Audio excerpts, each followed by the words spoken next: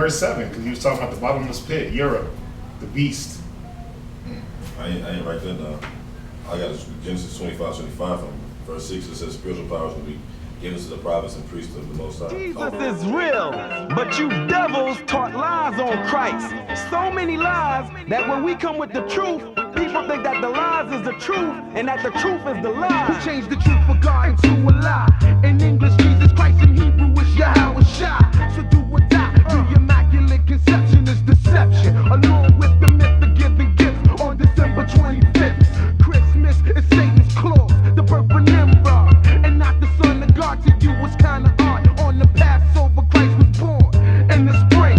So now we bring the truth about the King of Kings. That's Black Jesus and not Caesar Borgias. And the facts can't be changed. It's all about the Most High. It's all about Yahweh Shai. It's all about the Most High. It's all about Yahweh Shai. It's all about the Most High. It's all about Yahweh Shai. It's all about the Most High. It's all about Yahweh Shai. It's all about the Most High.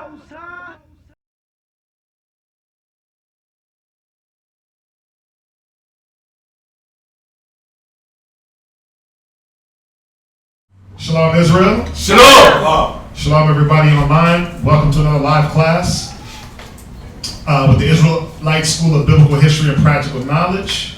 I'm Priest Watazab. We're located at 8524 South Braeswood Boulevard, Houston, Texas, 77071. Our class times are Monday and Wednesday from 7 to 10 p.m., Friday from 6 to 9. We got our Saturday Shabbat class from 10 to 2. If you're local, please join us. Okay, if you're local in the Houston area, please join us. If you're in San Antonio, we have a school at 4219 Centergate Street, San Antonio, Texas, 78217. All right, if you like their class times and days, just hit us up and we can get that to you. Turn my music down. Remember to like, share, and subscribe to our channels. We got the Israelite School of Biblical History and Practical Knowledge channel. We have the 5 Minutes of Wisdom. We have the ISBHPK Kids channel. We have that's it. That's it, right? Yeah, so make sure you like, share, subscribe. Okay, look out for our Hidden Truth cable show every Tuesday at 8:30 on Comcast Local Channel 17, or you can stream it live on hmstv.org. Listen out for the Blog Talk Radio, brought to you by the brother Mashaba out there in Albuquerque. That's every Tuesday, Thursday, starting at about 9:30. They go over various topics, something real good for you to, start your day with.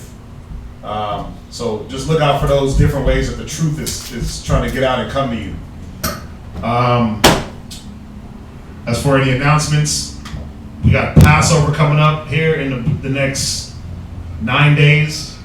All right, April the 21st at Hammerly, at Sterling Banquet Hall. Okay, she's gonna put the total details, all the address and everything in the YouTube description. But it's at Sterling Banquet Hall, Hammerly Boulevard, Houston, Texas.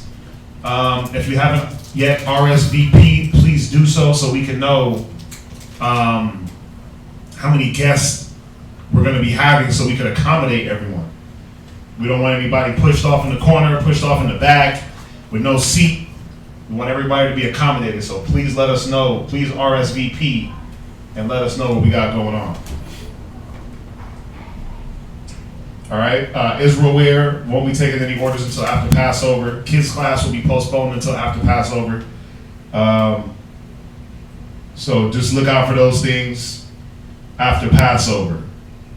All right, if you'd like to help out, the brothers have a business in the malls where we sell aromatherapeutic and fragrant body oils. All right, so if you'd like to contribute that way, or if you just want to smell good, just contact us. We'll get you the information. If you'd like to reach a teacher, you can reach Priest Kazakia at 281-707-2737. You can reach me at 303-557-8979. You can also email us at isbhpk@isbhpk.org. Okay, if you have any donations you'd like to give towards the Passover, you can get that to us. She'll put the information up. We have the Blog Talk Radio as well as the Blog Talk Radio. We have the Google Wallet as well as the Wells Fargo account. So anything you'd like to give, any donations towards the Passover, we're still collecting money to get the wine, the things that you need to cook, the utensils. We got the location, the lambs out of the way, so we're raising funds to be able to get everything cooked. All the seasonings, we want it to taste good. All the sides and things like that, So if you'd like to give towards that, you can do so. Or if you want to give, books, pens, papers, anything like that, you can mail that over to the school here at 8524 South Braeswood Boulevard, or you can send that, and we can change that PayPal. I don't think that PayPal works.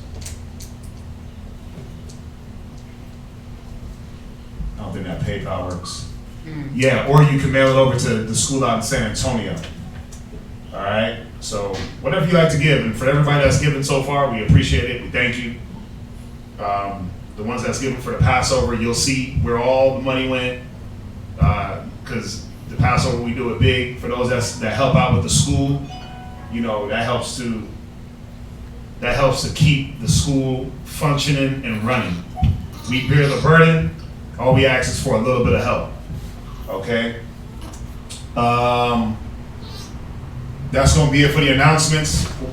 Since it is the Shabbat, what we're going to do, we're going to hold off on the questions, and we're going to go right into the topic. We're just going to finish up the Revelations chapter 11 breakdown that Priest Kazakia started. All right, so we're going to finish that up,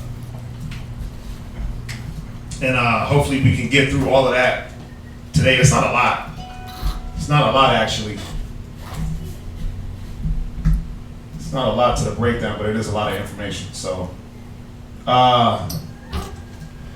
quick recap. Go to Revelations 11 real quick. Only one. You were the only one that was here, huh? Somebody else is here. Oh, okay. Somebody. Well, yeah. So go to Revelations 11. Let's just do a quick little recap. And then I'm not going to go deep into the recap because you can always go back online and watch the entire first part of the Revelations 11. So go to Revelations 11 and 1 real quick. Revelations chapter 11 verse 1. Go ahead. And there was given me a reed like unto a rod. Right. And the angel stood, saying, Rise and measure the temple of God. Right. So the reed, what was the reed? What did that stand for?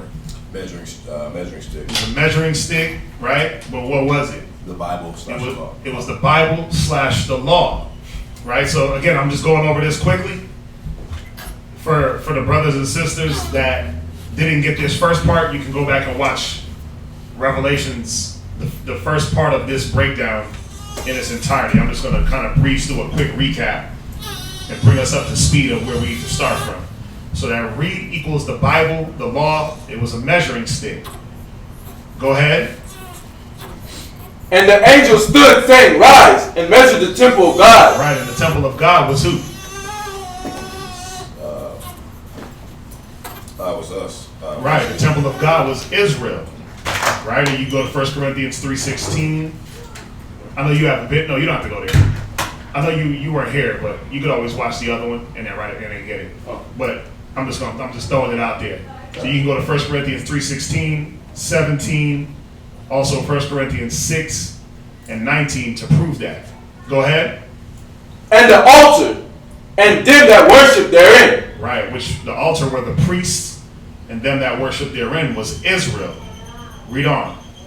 But the court which is without the temple leave out. Right. Now the court which is without, what did that stand for? That was the Gentiles and nations. That was the Gentiles and the other nations. Go ahead.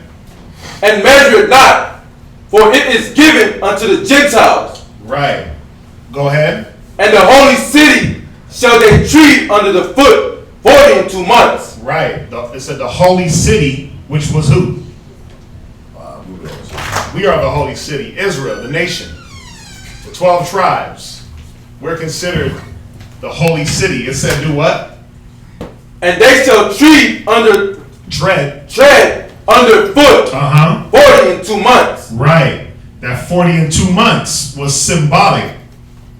We always got to remember that Genesis, a lot of it, especially the first 3 books, and the majority of Revelations was written in symbolism. You know, Priest Kazaki was going in and showing that you know, if the scriptures were just written plain out, that if the scriptures were just written plain out, if the Bible was just written plain out, like, hey, the black people in America are the Israelites. Listen, the Bible wouldn't survive, right? So he did say in Daniel, he told them to shut up the prophecies of the book. Shut it up, right? Until when? Last days, really. Right, until basically the last days. Right? So if these prophecies weren't hidden, come on, man. They took the Bible, the same book that they used, that they've been mistranslating and they used to put the blacks, Hispanics in slavery. This is the same book that was going to get us out of this condition. So it had to survive in some way, in some code. It had to be coded. So what we're doing, we're deciphering the code. Go to Amos chapter 3 and verse 7.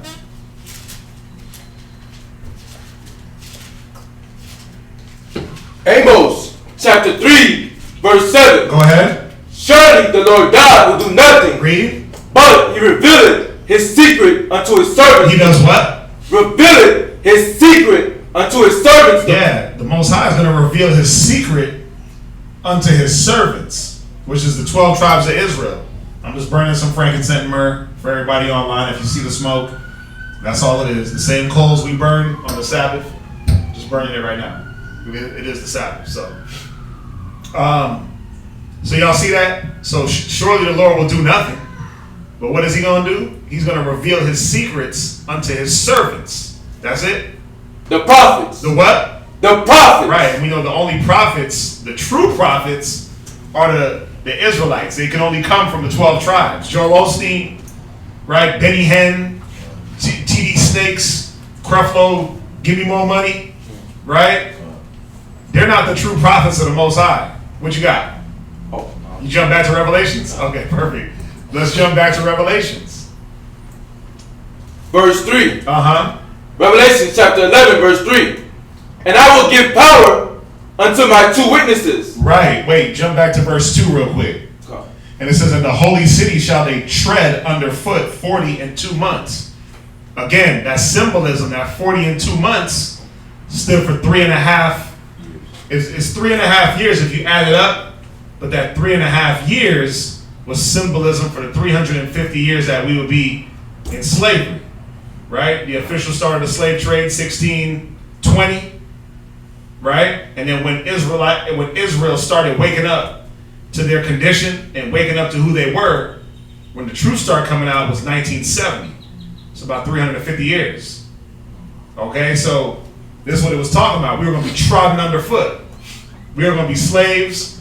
We were going to serve in this kingdom. Go ahead. And I will give power unto my 2 witnesses. Right, who were the 2 witnesses? Judah and Israel. Judah and Israel. The 2 witnesses were Judah and Israel. Southern kingdom, Judah, the 2.5 tribes, right? And the northern kingdom, which was the 9.5 tribes, right? Which today will be a lot of our Spanish-speaking brothers and sisters. 9.5. Okay? 9.5 being because the tribe of Levi traveled with, no matter where we went, part of Levi went with us. So the kingdom was split in the time of Solomon to Rehoboam and Jeroboam. Half of Levi went with Rehoboam, half went with Jeroboam. Okay? So the two witnesses, he said, and I will give power unto my two witnesses. Go ahead. And they shall prophesy 1,260 days. Right. Cloaked in sackcloth. Right. Now the sackcloth, what did that represent? Mourning. Right. So we out here in the ghettos, the slums, and we're prophesying, but we're still in mourning. Right? It said we was going to prophesy. Being in our lowest state, we were going to still be waking our people up. Go ahead. These are the two olive trees and the two candlesticks standing before the God of the earth. Right. Then we go into the olive trees and the candlesticks. What did the olive tree represent? It's symbolic to the anointed, which would be Judah and Israel. It's symbolic to the anointed, which would be Judah and Israel. And we proved that. We went into Zechariah 4 and 11. Right? Romans 11 and verse 1. Romans 11 and 11. Romans 11 and verse 24. To prove that the olive tree and the candlestick, those represented Israel. Right? Where you at? Revelations 11 and 5. Go ahead. And if any man will hurt them, fire proceeded out of their mouth, Read. and devoured their enemies. And if any man will hurt them, he must in this manner be killed. Right. What was that fire that was going to proceed out of their mouth? The word. The word. Right? The word. It wasn't about us going out and killing Esau and going out and taking vengeance on our enemies. It was about us using the word as our defense.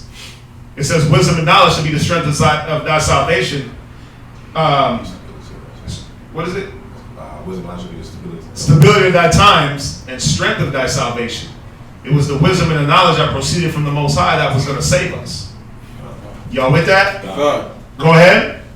These have power to shut heaven, that it rain not in the earth, that it rain not in the days of their prophecy, and have powers over waters to turn them to blood, and to smite the earth with all plagues, as often as they will.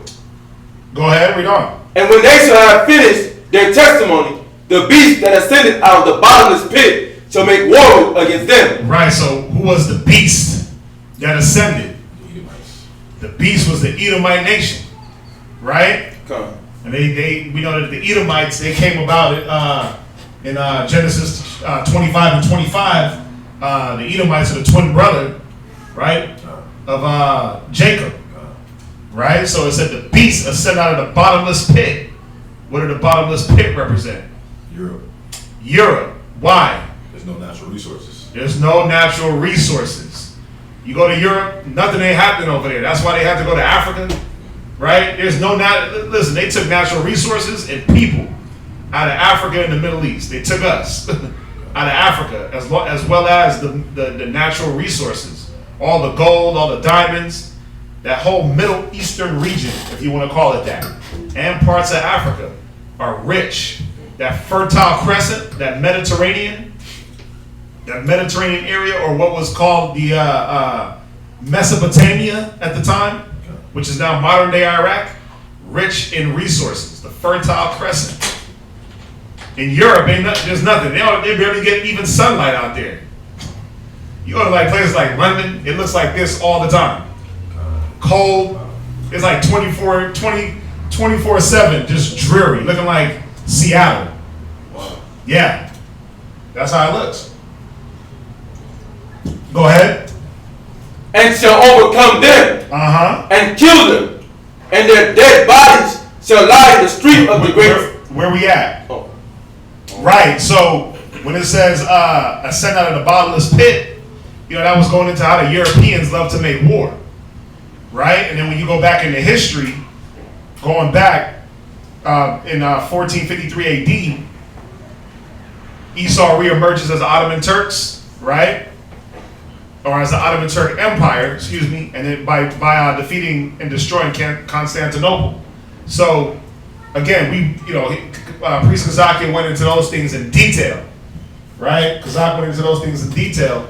So I'm just doing a brief recap for those online, and then we can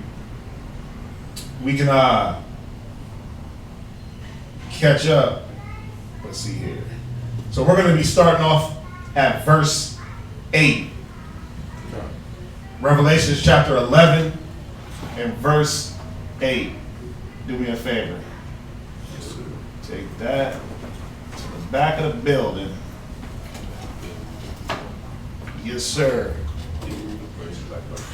Huh? Yeah, you just throw it to the back. Yeah, the back of the class, that's fine.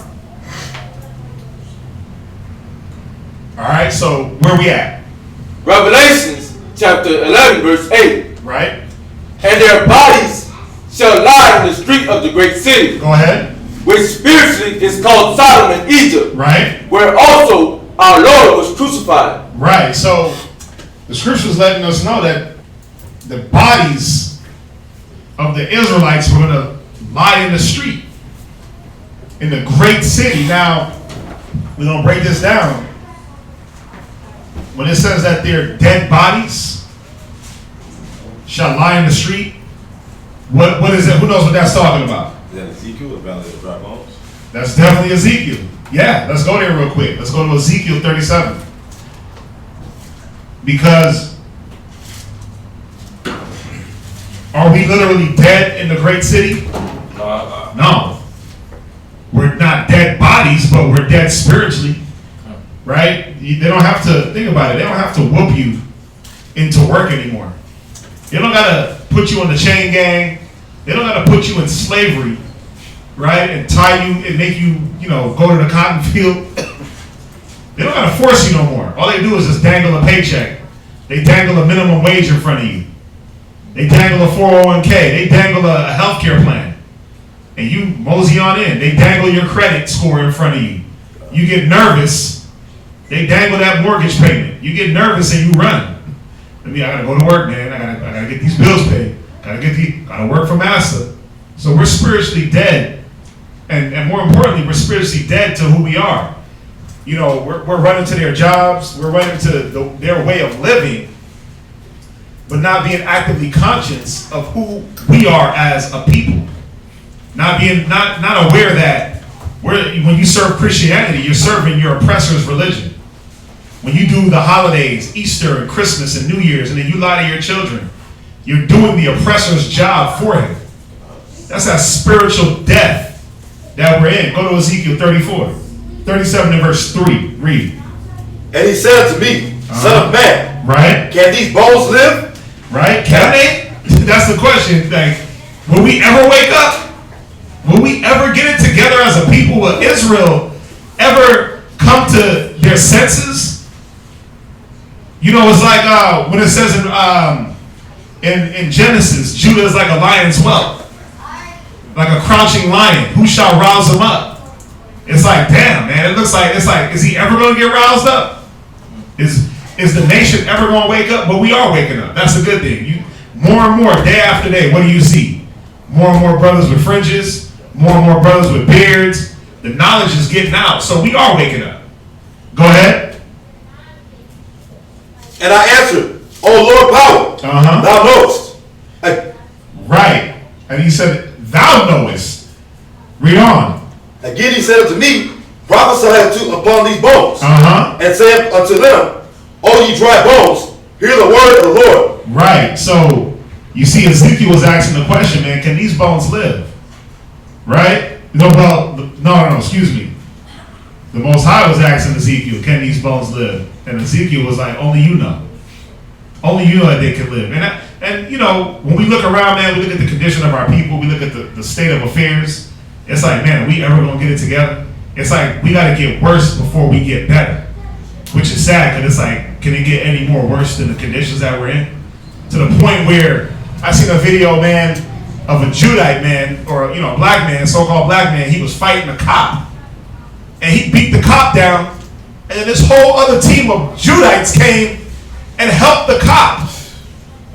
Yeah, this dude was tussling with the cop, right? Beat the cop off him, get ready to escape. I don't know what he did. He might have deserved to be arrested. Who knows?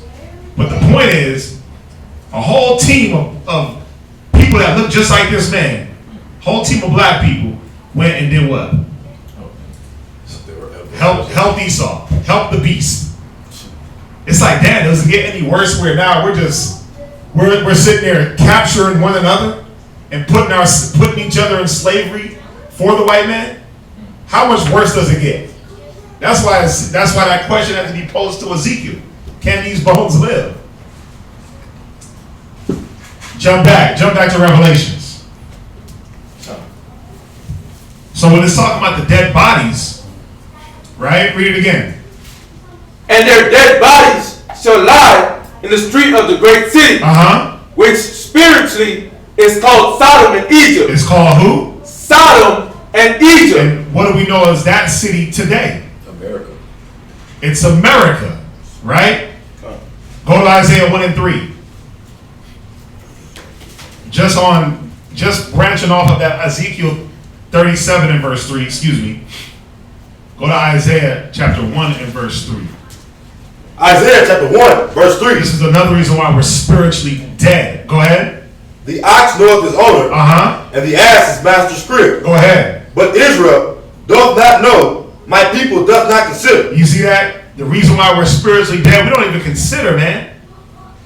We're spiritually dead. We don't even consider the Most High. We don't consider His ways.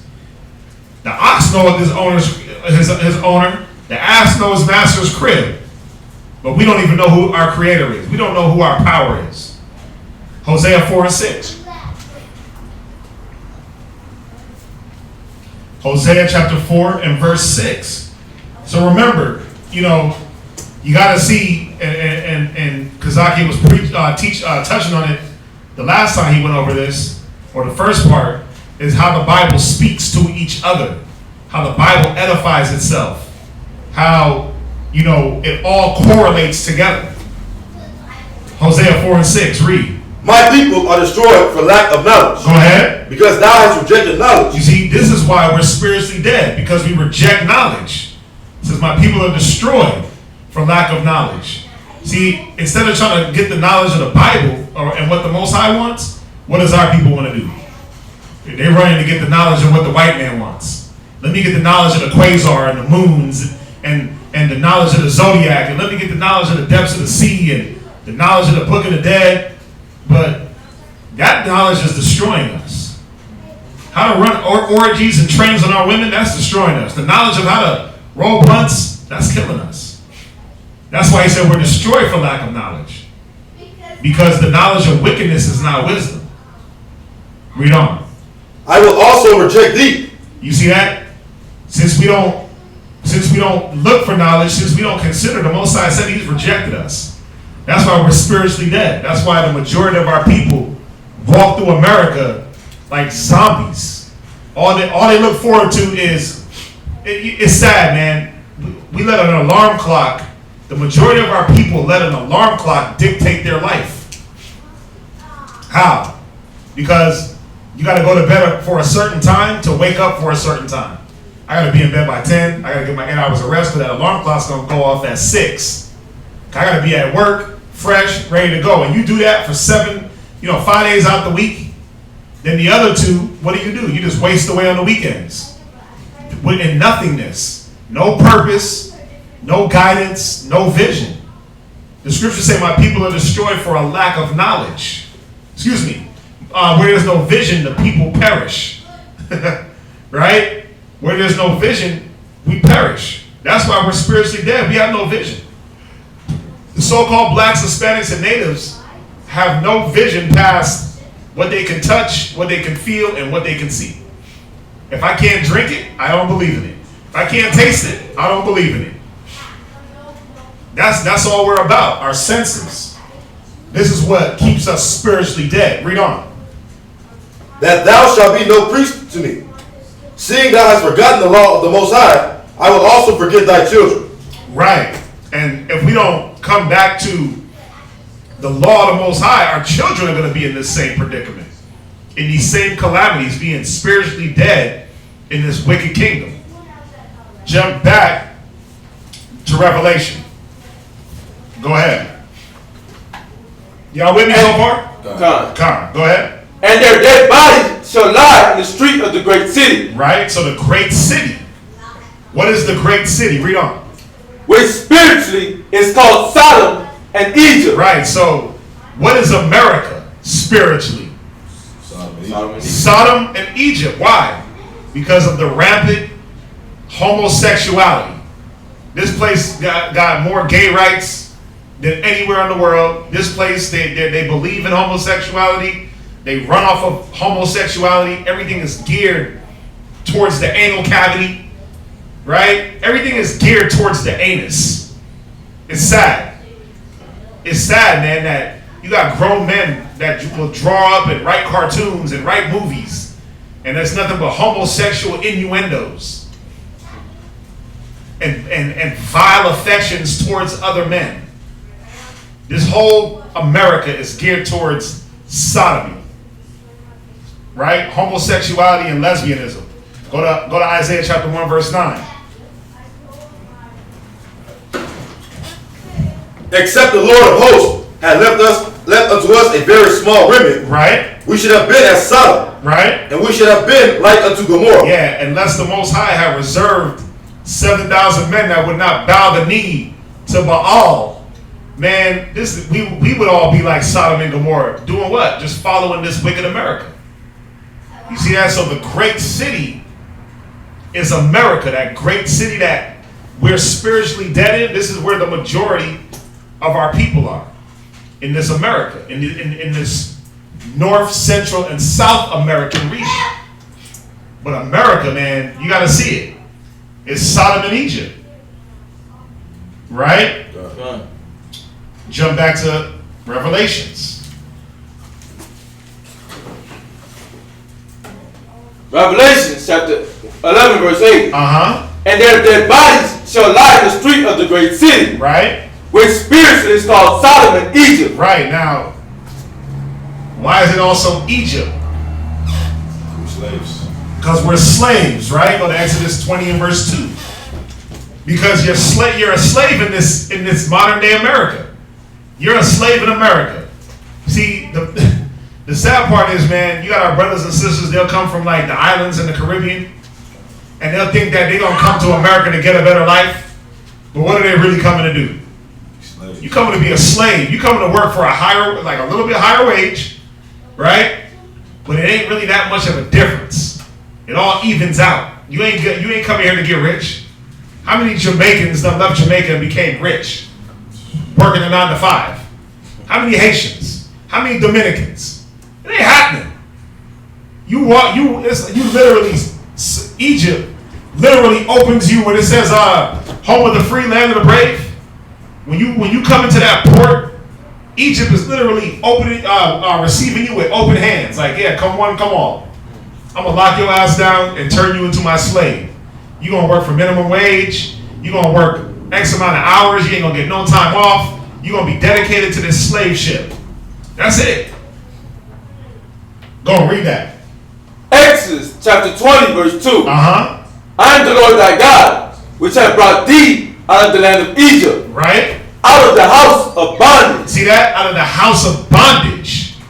So America is homosexuality and slavery for the so-called black man, for the so-called Israelites, for the children of God. This is what America represents. Now, you gotta really think about it, man. Who wants to be joined to this? What man, what woman in their right mind is like, yay, give me more America?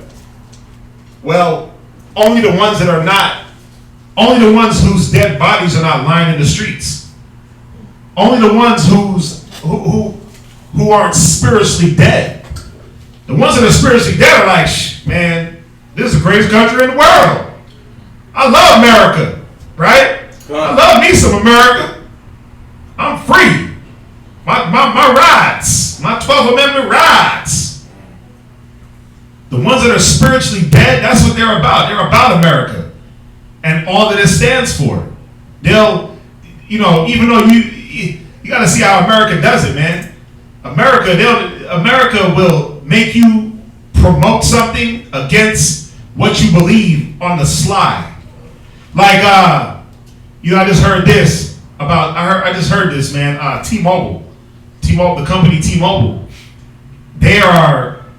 What they'll do is, if they have an employee that wants a sex change, they have insurance that they'll pay for it to allow an employee to get a sex change. Now, you could be the most you could be against sex changes and transvestites all you want, but then if you got T-Mobile, what are you doing? The money that you pump into your phone bill is going to what? A damn sex change. Think about that. Bro, I got T-Mobile. The majority of the damn Americans have T-Mobile. That's the point. That's the point where you'll stand firm in your beliefs. Now the scriptures say it's wrong. But you go pay your phone bill, and I'm not trying to blast on nobody, but I'm showing you how America, how Sodom, this spiritual Sodom and Egypt, how cunning and crafty they are. They're crafty, man, where they, they will get everyone in bed with them and get everyone to promote their wickedness, but they'll do it on the low. They'll do it on the low, man. Y'all see that? Done. Did you finish that? Done. Jump back to Revelations. And their dead bodies. Tell them where you at. Oh. Tell them where you at. Revelation chapter 11, verse 8. Right, so we're at Revelations chapter 11 and verse 8. For all those that just came in, we're going over Revelations, the 11th chapter. All right, we're breaking it down. We started at the 8th verse. We're just doing the part 2 to last Sabbath's class of the Revelations 11 breakdown. So right now we're at 11 verse 8. Could somebody grab him a pen? Please, there's one up here. All right, so Revelations 11 and 8, read. And their dead bodies shall lie in the street of the great city. Right, so the dead bodies stood for what? Being spiritually dead. The Israelites who are spiritually dead. Go ahead. Which spiritually is called Sodom and Egypt. Right, which we know today as America. Read on.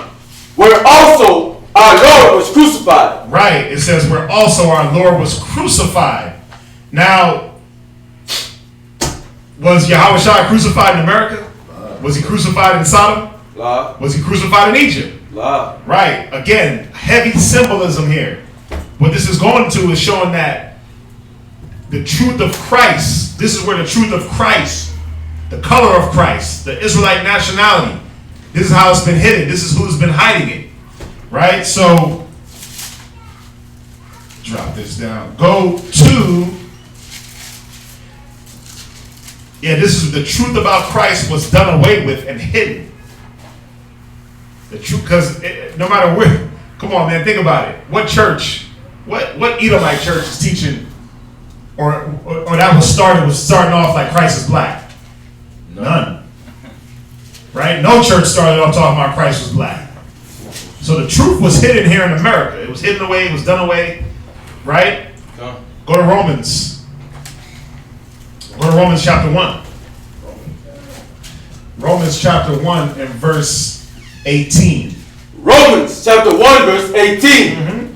For the wrath of God is revealed from heaven against all ungodliness and Right, go ahead. And unrighteousness of men. Right. Who hold the truth in unrighteousness. Right, because America held the truth in unrighteousness.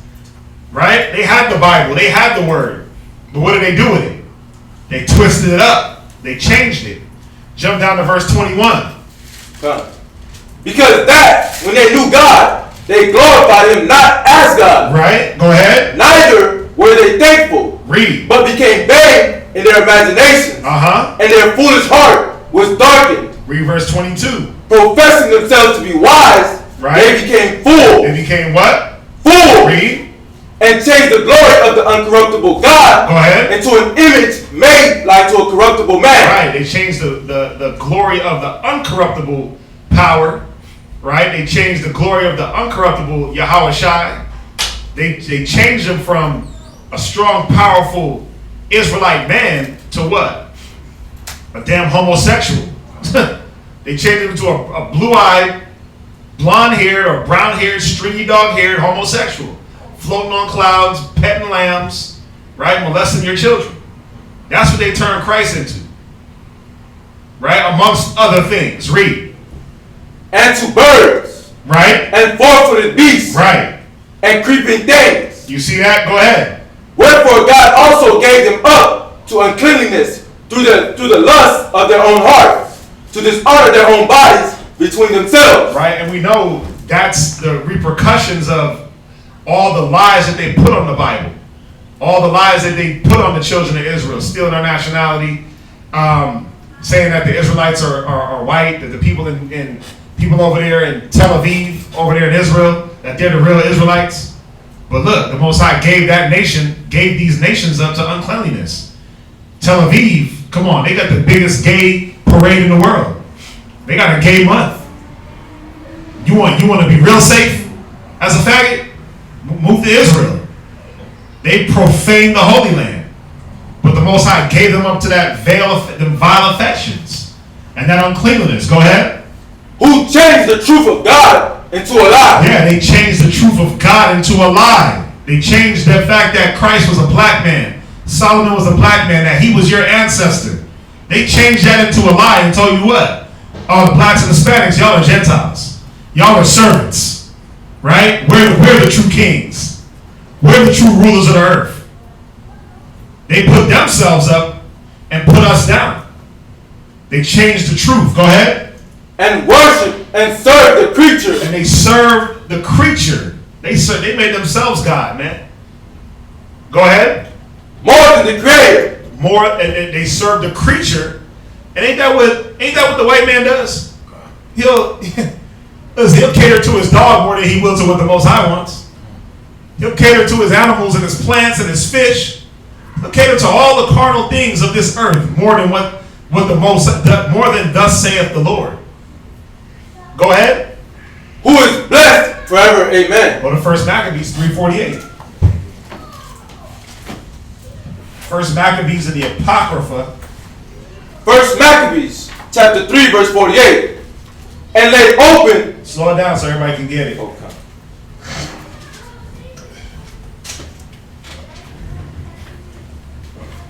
See, just going right with that Revelations, where it said where Christ. 1 Maccabees chapter 3 and verse 48. Going right with this Revelations where it says where our Lord was crucified, showing that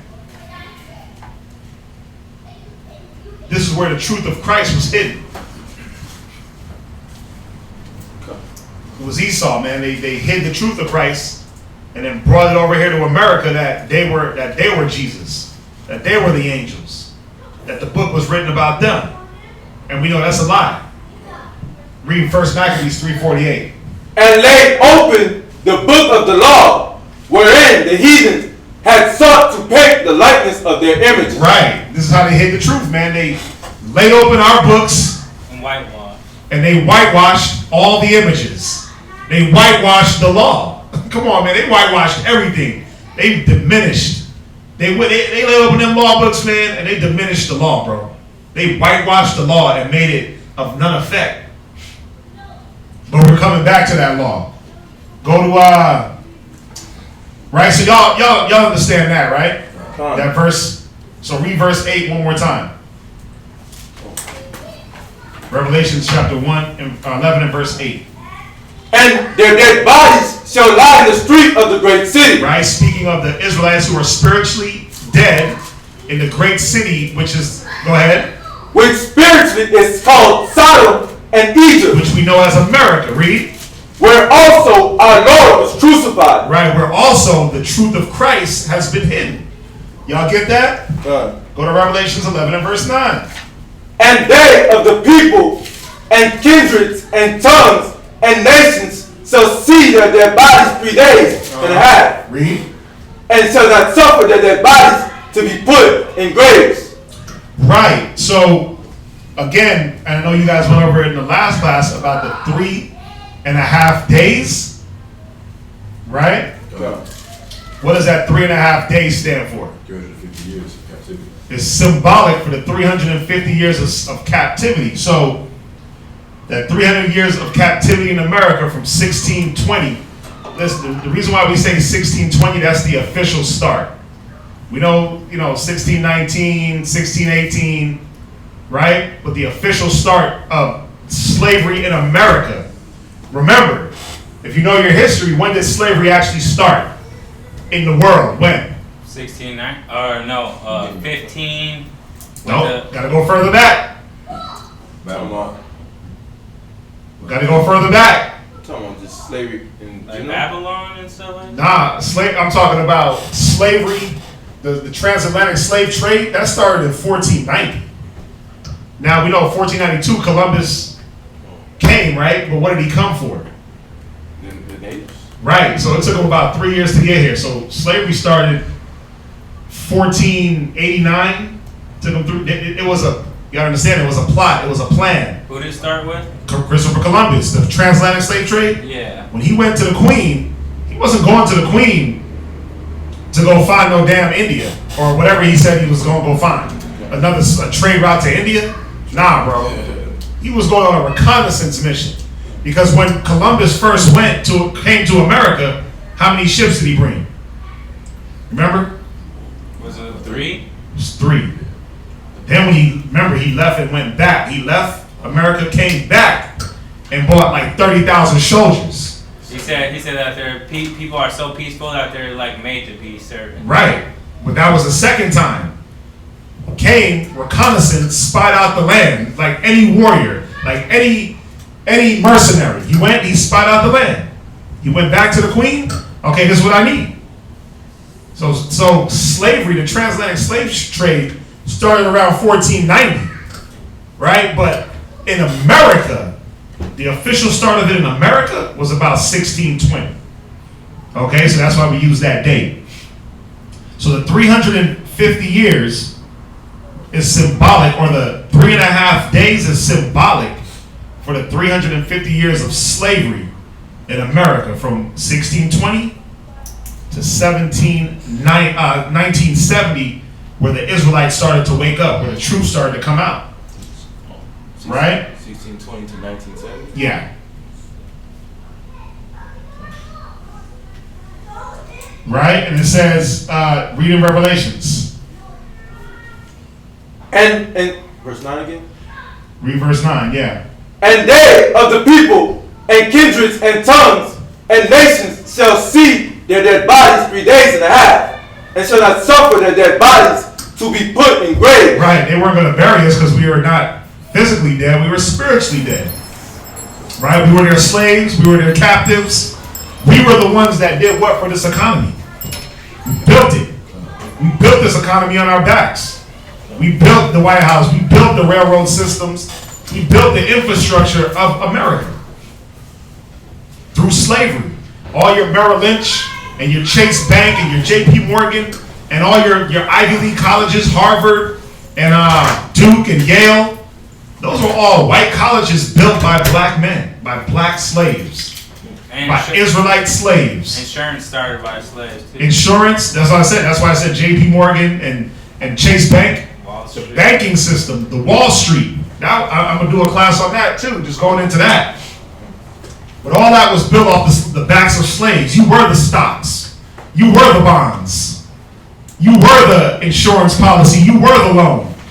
And I need some tractor equipment. If I'm an old slave owner, back in these times, back in the 1600s, I needed some tractor equipment to, be able to farm my land. What did I give? I would give J.P. Morgan, or I'd give the cats at Wells Fargo, I'd give them 4 or 5 slaves as a trade for equipment, because these banks started out, they had equipment, farming equipment. See, a lot of people don't know this. They didn't have money. It was farming equipment that they had. Equipment to pick cotton, things like that. But if I didn't have the money to buy it, I just offer up a few slaves. You see that? So your banks, I mean, man, and the sad part is, think about it. They got us banking with our own, or they have us banking with these banks like Chase and J.P. Morgan and Wells Fargo and Merrill Lynch. They got us banking with these companies that literally use our people as property, use them as collateral. You got to think about how cold America is, man. Think about how cold they are. It's sad, right? Read on. Tell them where you at. Revelations 11, verse 10. Right. So we're finishing up that Revelations 11 breakdown that was started last Sabbath. All right, Major. God. Yeah. So we're at Revelations 11 and 9, and we're gonna go through it. Read on. And they that dwell upon the earth shall rejoice over them, Right. and make merry, and shall Oh sing. no, where you at? Did you jump to verse 10? No. Read verse 9. Yeah, read verse 9. Revelation chapter 11, verse 9. And they of the people and kindreds and tongues and nations shall see their dead bodies 3 days and a half, Right. and shall not suffer their dead bodies to be put in graves. Right. Why? Because we weren't physically dead, we were spiritually dead. Right? God.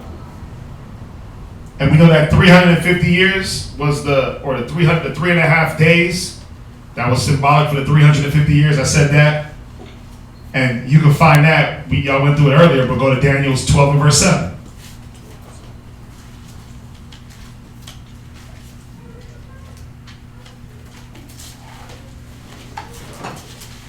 Daniel chapter 12, verse 7. Go ahead. And I heard the man clothed in linen, which was upon the waters of the river, when he held up his right hand and his left hand unto heaven, and sware by him that liveth forever, Right. that it shall be for a time, times, and a half. Right. So the time equals 100 years, times equal 200 and a half. There's your 350. Y'all get that? Go to Daniel 7:25. What's that? How did you get the time?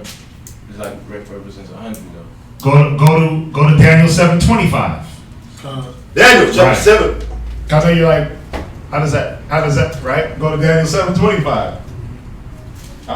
Daniel chapter 7, verse 25. And he shall speak great words against the Most High, and shall wear out the saints of the Most High. Right. Speaking of who? Esau. Right. Speaking of Esau. Read. And think to change times and laws, Read. and they shall be given into his hand. Right. It said that we shall be what? Given unto his hand. Right. We were given into whose hands? Hands of the wicked. Well, the hands of the Edomite nation. The hands of the wicked, right? God. Now, were we just given or were we taken? Taking. Most High let us, well, it was both. The Most High gave us up, Yeah. and they came and took us as slaves. So this wasn't like, oh, they were babysitting us. No, this is talking about that slavery. Right? Go ahead. Until a time and times, and the dividing of time. Right. Plus this is the prophecy. This is part of the prophecy that we would be enslaved for 350 years in another land. You see that? So the time is 100. Times is 200. The dividing of times I was doing it. is symbolism. It's just like in Revelations. Go to Revelations chapter 11. We went over it. Go to Revelation chapter 11 and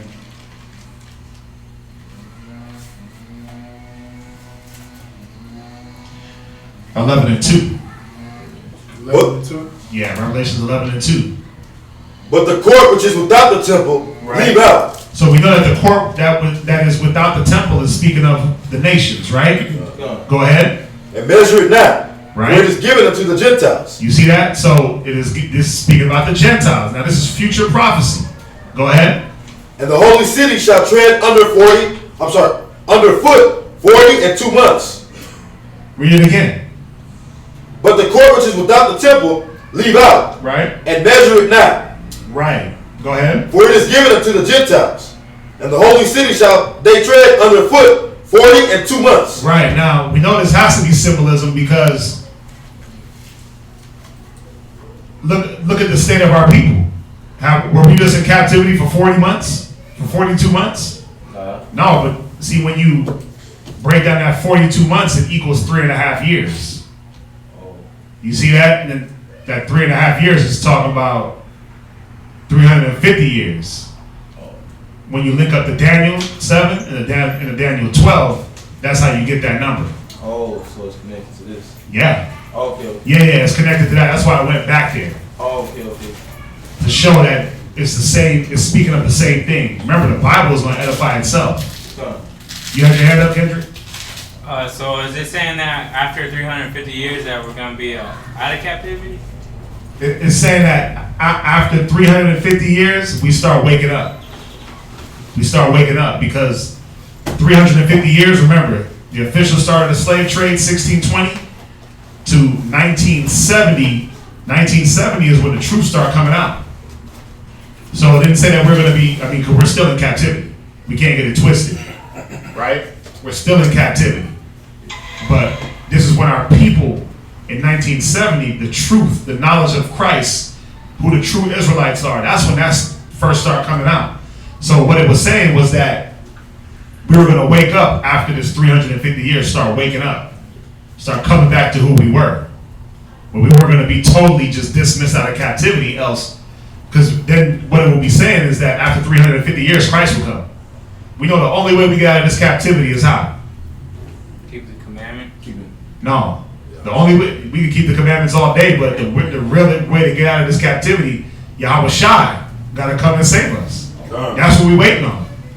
But we know that the 350 is just symbolic of when we start waking up, because we do have to, there has to be an awakening of the people, right? Then Yahweh Shai is going to come, destroy the 2/3, the 1/3 is going to be saved, right? And ta-da!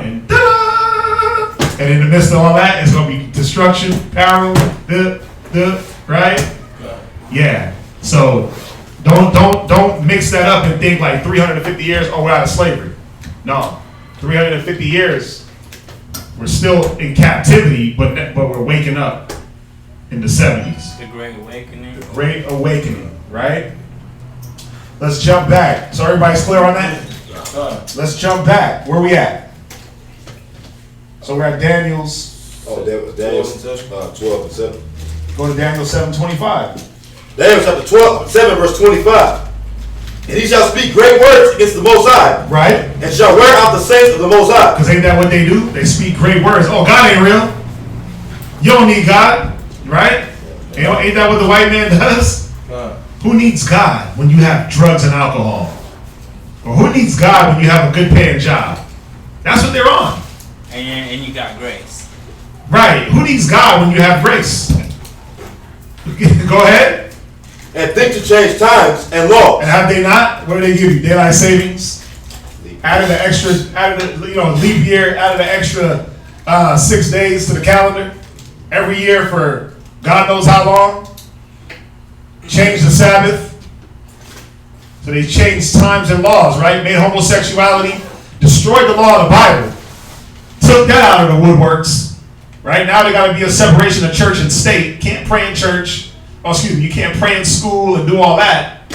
I'm going to get rid of the truth of the Bible, the laws of the Bible. I'm going to give you homosexuality and make that legal. Ain't that what they did? They changed the laws. Go ahead.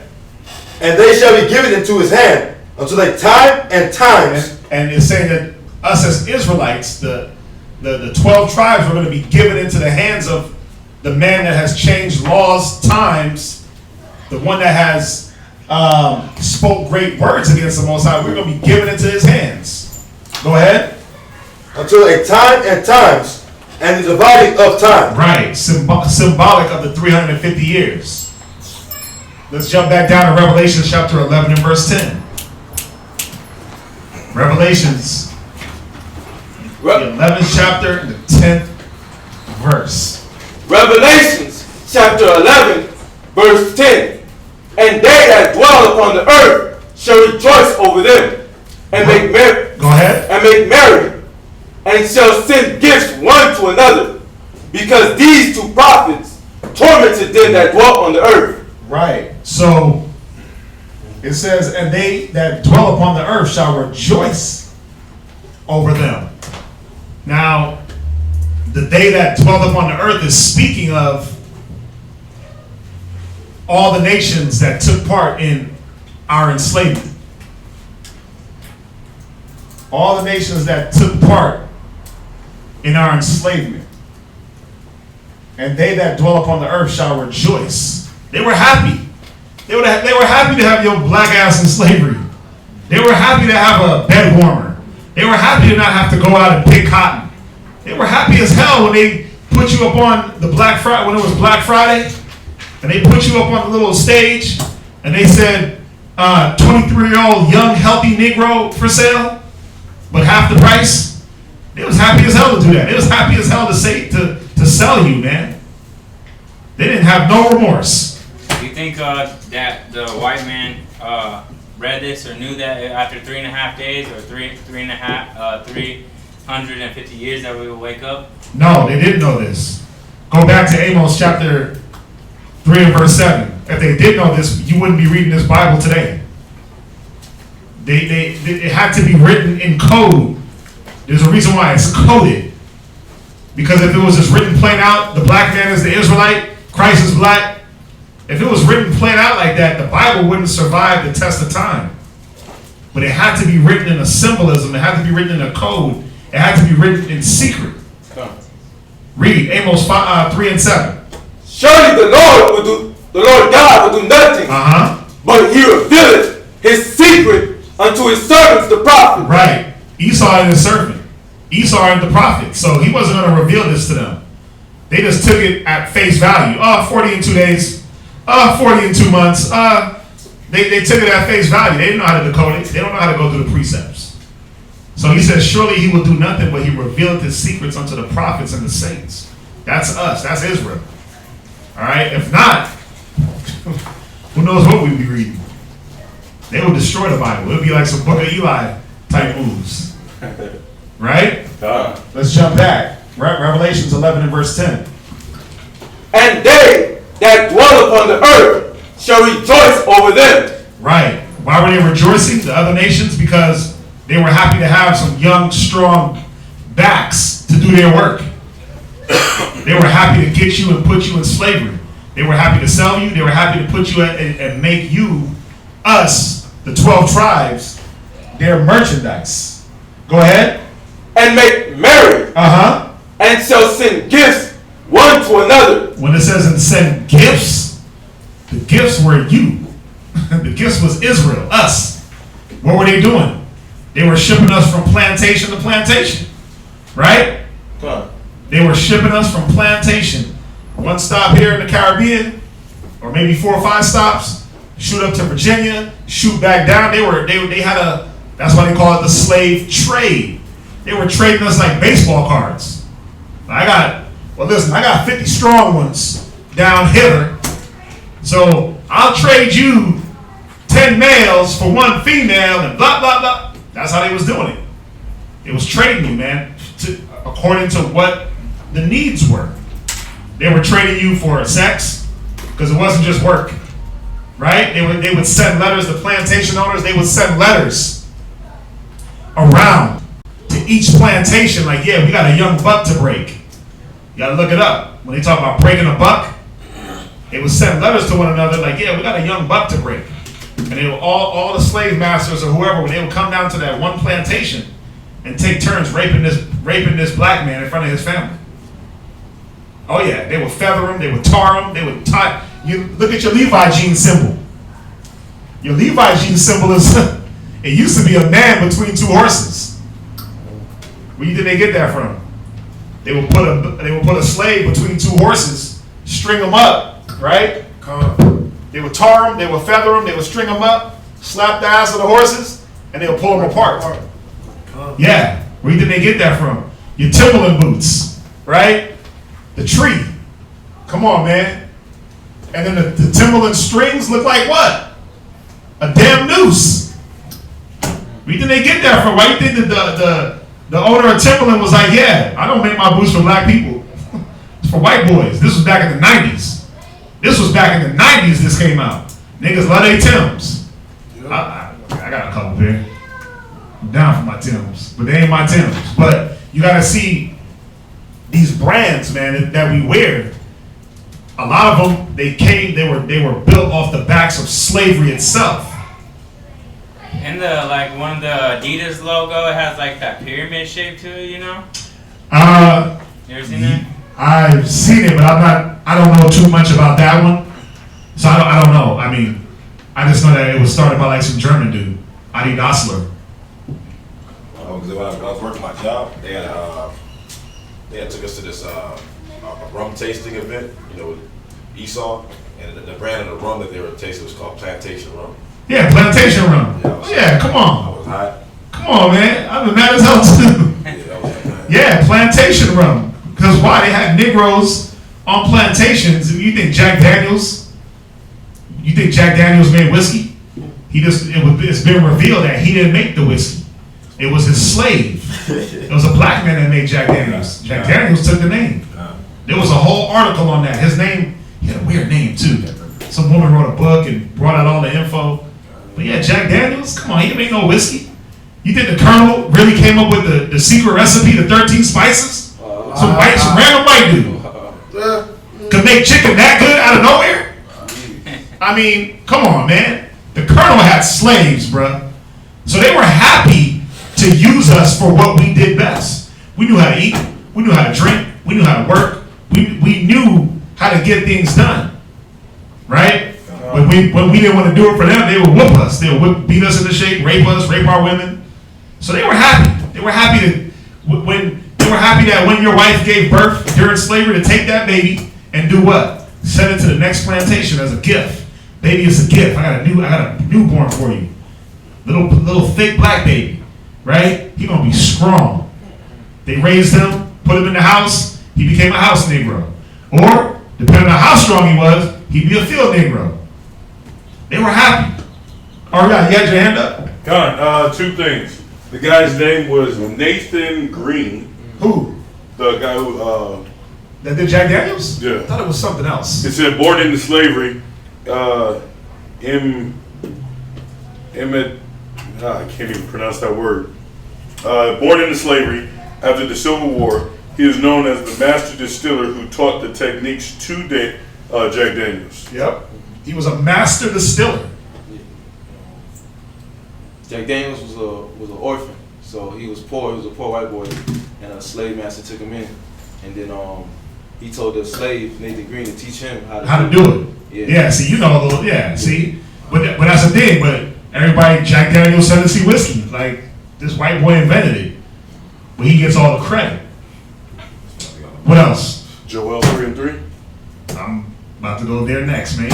Uh-oh. Well, we might as well. He called it. Let's go to Joel chapter 3 and verse 2. Yes, sir. I am on it. Him is on it today.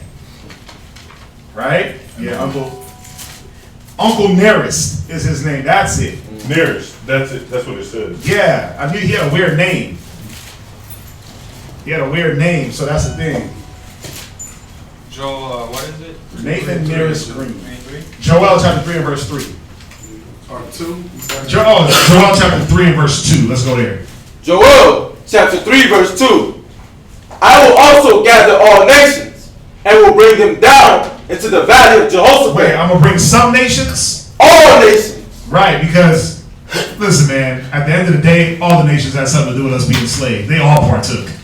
There was not a nation that did not have us in slavery or had a little Israelite, picking their cotton or using them as a footrest, right? They all had Israelites or had one of our women as a bed wench or a bed warmer, right? Go ahead. And will bring them down into the valley of Jehoshaphat. Read. And will plead with them there for my people. Right? Because they don't have us. They've all partaken. The Most High say he's gonna plead with them, and it ain't gonna be like, please give me my people back. It's gonna be death and destruction. Go ahead. And for my heritage Israel. Read. Whom they have scattered among the nations. You see that? The nations scattered us amongst the nations. Read. And parted my land. And they have cast lots for my people. And have given a boy for an harlot. You see that? Come on. They have given a boy for a harlot. Meaning what? They're raping these little boys and turning the little boys into sex slaves. They turn little young boys into harlots, man. They're using them like harlots. Breeders. Go ahead. And sold a girl for for wine. You see that? And they trading women, the little girls, for wine. Read. That they might drink. Yea, and what have ye to do with me, O Tyre and Zidon? Right, Tyre and Zidon, these Palestinian, Tyre is up here, Zidon is down here off the coast of Palestine. Go ahead, the Most High said, what do you got to do with me? Why? Because they partook in slavery. If you didn't know how slavery went down, it was the white man, it was the Arabs, and it was the Africans. Right? Those three nations partook in the slave trade. Columbus, the Esau came with the ships. The Hamites fought us and beat us down to a pulp. Right? Befriended us. Whatever they did, got in good with us, but warred with us. And Elam came with what? The guns and the ammo.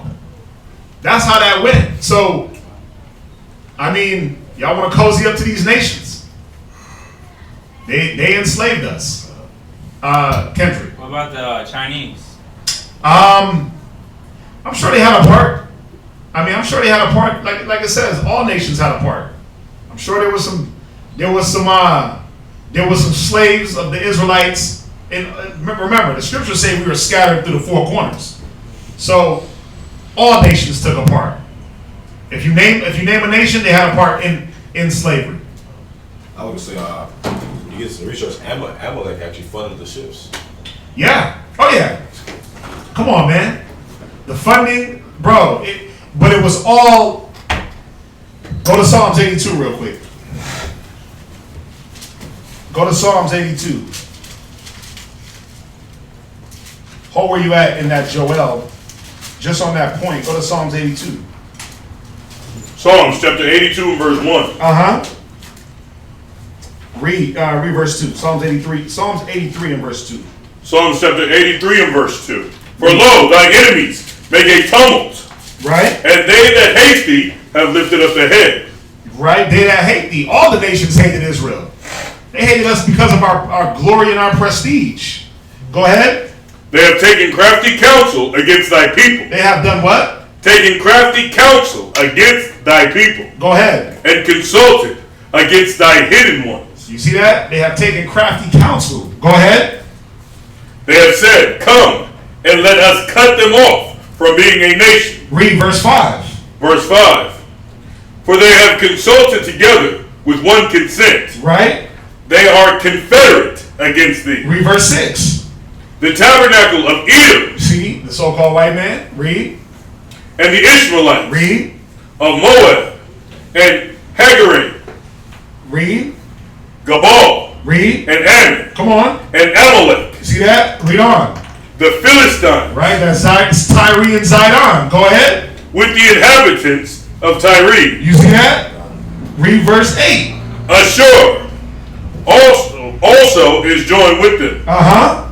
They have holpen the children of Lot. You see that? So all the nations, man, all nations had a part in our captivity here to America. Whether you funded it, whether you knew about it and didn't fight against it, then you guilty. You guilty by association. So they're all going to go into slavery, right? And Esau is going into slavery too, and then after 1,000 years he's getting taken off, but everyone else is going to keep living. All the nations, whoever doesn't serve the Most High, when the kingdom comes, they're gonna be put in slavery. If they don't want to serve, they're gonna be killed. The rest are gonna be put in slavery. Right. And then, what was the other part? No, I was just saying because he who leads into captivity shall go into captivity. Right. Yeah. Revelations 12. Right. Yeah. He that killeth with the sword shall be killed with the sword. 13. Revelations 13. He that leadeth into captivity shall be led into captivity. Hold that one because I'm gonna go there. But yeah, that's the prophecy. That's what's going to happen. So the same countries, the same nations that had to do with our enslavement, which is the whole world. So they're going into captivity for a certain amount of time, right? They're going into captivity forever. Forever. We're not going to be in the kingdom for a certain amount of time. Let me ask you a question. Let's put it like this. When you get into the kingdom and you're living in the kingdom for immortality, when you're living your immortal life, and you just living and living and living, you gonna get to a point where you just want to serve yourself? Somebody else got to be there to serve. It's just like how we be regenerated. They're gonna be regenerated too to serve. They're gonna regenerate to serve us. So the kingdom is gonna be forever. Every kingdom needs servants.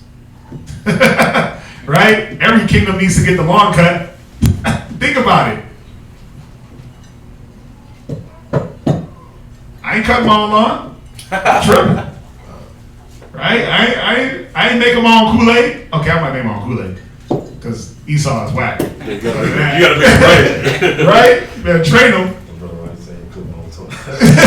Right? I ain't cut my own toenails. Right? I ain't massaging my own back. None of that.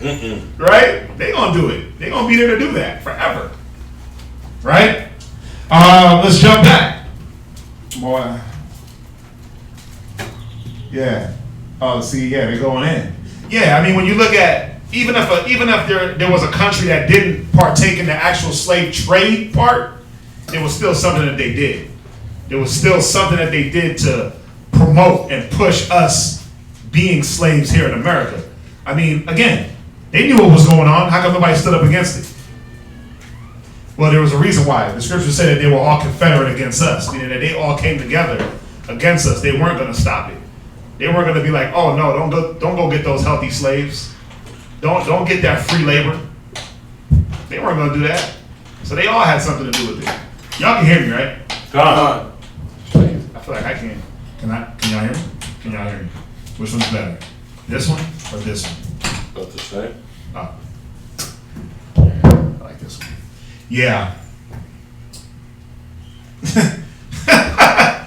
Ronnie said I need my toenails clipped. Let's jump back to Joel. Ronnie, who? Right? We all gonna be getting our toenails clipped in the kingdom. Right? God. Hey, come on, man. That's gonna be the least. If it's about toenail clipping, I mean, come on. Look at all the death, and they did so much things to our people. Remember, the scriptures say recompense them double of what they did to us. They gonna get double what they did. Double the cup. Double the cup, bro. Double the portion. Double. So look at all the atrocities and things they've done to us, and then double that. Joel. Joel chapter 3 verse 4. Read. Yea, and what have ye to do with me, O Tyre and Zidon? Right? What do you have to do with me? Like, why are you dealing? Why do you have my people captive, O Tyre and Zidon? Read. And all the coast of Palestine. Right. Will ye render me a record? Some of the coast of Palestine? All the coast of Now, Palestine. when y'all get a chance, look at a map and look at the coast of Palestine. There's like 5 or 6 different cities. What it was you had Tyre up top, you had Zidon at the bottom, and then you had 4 or 5 cities in between. So you said all the coast of Palestine. Go ahead. Will ye render me a recompense? Right, you gonna give me my people back? You gonna pay me back for what you've done? Read. And if ye recompense me, If you pay me back, come on. swiftly and speedily will I return your recompense upon your own head. Yeah, but as quickly as you recompense me, I'm gonna recompense you on top of your own head. I'm gonna pay you back even faster. Read. Because ye have taken my silver and my gold. What did they do? Have taken my silver and my gold. Yeah, and it wasn't talking about literal silver and gold. He was talking about us, the children of Israel. Right? Go ahead. And have carried into your temples my goodly pleasant things. Read on. The children also of Judah and the children of Jerusalem have ye sold unto the Grecians. You see that? Now the Grecians come into play. You see that? Who was the Greek Empire? White people. What nation? Esau. Esau. My children have you sold to the Grecians. So everybody played a part in our slavery. That's why, going back to Revelations, it said they will rejoice. They was all happy, man. They was happy to round us up and to do their will with us. Go ahead. That he might remove them far from their border. Where you at? Verse 6. Read on. Behold, I will raise them out of the place whither ye have sold them, and will return your recompense upon your own head. And I will sell your sons and your daughters into the hand of the children. You see that? He said, I'm going to recompense what you've done. I'm going to sell your children and your daughters. Right? Behold, verse 7, I will raise them out of the place whither you have sold them. Read. And will return your recompense upon your own head. Right. That's it on that. So, jump back to Revelations. Quick question. Yes, sir. Who's the Sabians? Where you at? Joel 3 and 8. We can look it up. Yeah, I don't know all these nations off the top of my head, so. It says the Joel. 12 people far off. yeah that Judah will sell their children to the Sabians. Joel 3 and 8. I think it's an African nation. I'm not sure. I heard it was Arab. Arab. They were an ancient people speaking Siberian, an old southern Arabian language. No, it says the people of the nation of Sheba. Where did Sheba come from? The Indian. It was the Cushites it was Ethiopia, and she was the head of, at the time, Egypt and Ethiopia. So we're gonna sell them to Africans? No, that's not what that's saying. It said we're going to be selling their children are going to be sold to us as slaves. Read verse 7. Behold, I will raise them out of the place whither ye have sold them. Speaking of us, and, Israelites, go ahead. And will return your recompense upon your own head. I'm going to pay you back. The same things you did to them, I'm going to repay the same things. What did they do? Read. And I will sell your sons and your daughters into the hand of the children of Judah. Read. And they shall sell them to the Sabians. Right. To a people far off. Right. So I will sell your sons into the, you got to see how it's written. When he said, I will sell your sons and your daughters into the hand of the children of Judah. And they shall sell them to the Sabians. So talking about these other nations, Tyre and Zidon, their children are going to be sold to Africans. You see that? That's what it's saying. So we're going to sell them to the Africans. No. That their children are going to be sold. Let's read it one more time. And I will sell. Verse 8. And I will sell your sons and your. No, you were right. Yeah, they were going to be sold to us and to the Africans. You were right. Go ahead. And I will sell your sons and your daughters into the hand of the children of Judah. Right. So remember, who is he talking about here? The Grecians? Well, he's talking about Tyre and Zidon. But he's really talking about all the nations. Remember, I will gather all nations and I will bring them down into the valley of Jehoshaphat. This is verse 2. And I will plead with them there for my people and for my heritage Israel. So he's talking to all nations, all these other nations, but Tyre, Zidon, he names them specifically, right? The Palestinians, he names them specifically. He names the Grecians specifically, right? Because they did have that majority stake in the slave trade. They took the most part in that part. So he named them specifically that their children were going to be sold into the hands of Judah, and they were going to be sold to the Africans. All right? What's up? Nah, it's like the fact that because Ham is like, that's a double curse because Ham is supposed to be the servant of servants. So it's kind of like a slap in the face, like, yeah, he's dirty. The Canaanites were the servants. Yeah, you gonna make your kid servant to a servant? God. Yeah, but that's showing you the beauty, the orchestration of the Most High. Where he like, yeah, I'm gonna sell your kids to make them the servant under a servant. That's cold. That's cold as ice. You're willing to pay the price, right? Go back to Revelations. Sir. Revelations chapter 11 verse 10. And they that dwell upon the earth shall rejoice over them and make merry and shall send gifts one to another. Right. Because These two prophets tormented them that dwell on the earth. Right? So we understand that, right? Go ahead. Read verse 11. And after 3 days and a half. What is it 3.5 days symbolic of, class? 350 years. 350 years? What's that? For the two prophets, Judah and Israel. The two prophets, Khan, that's when we were in our power. The two prophets was Israel in power.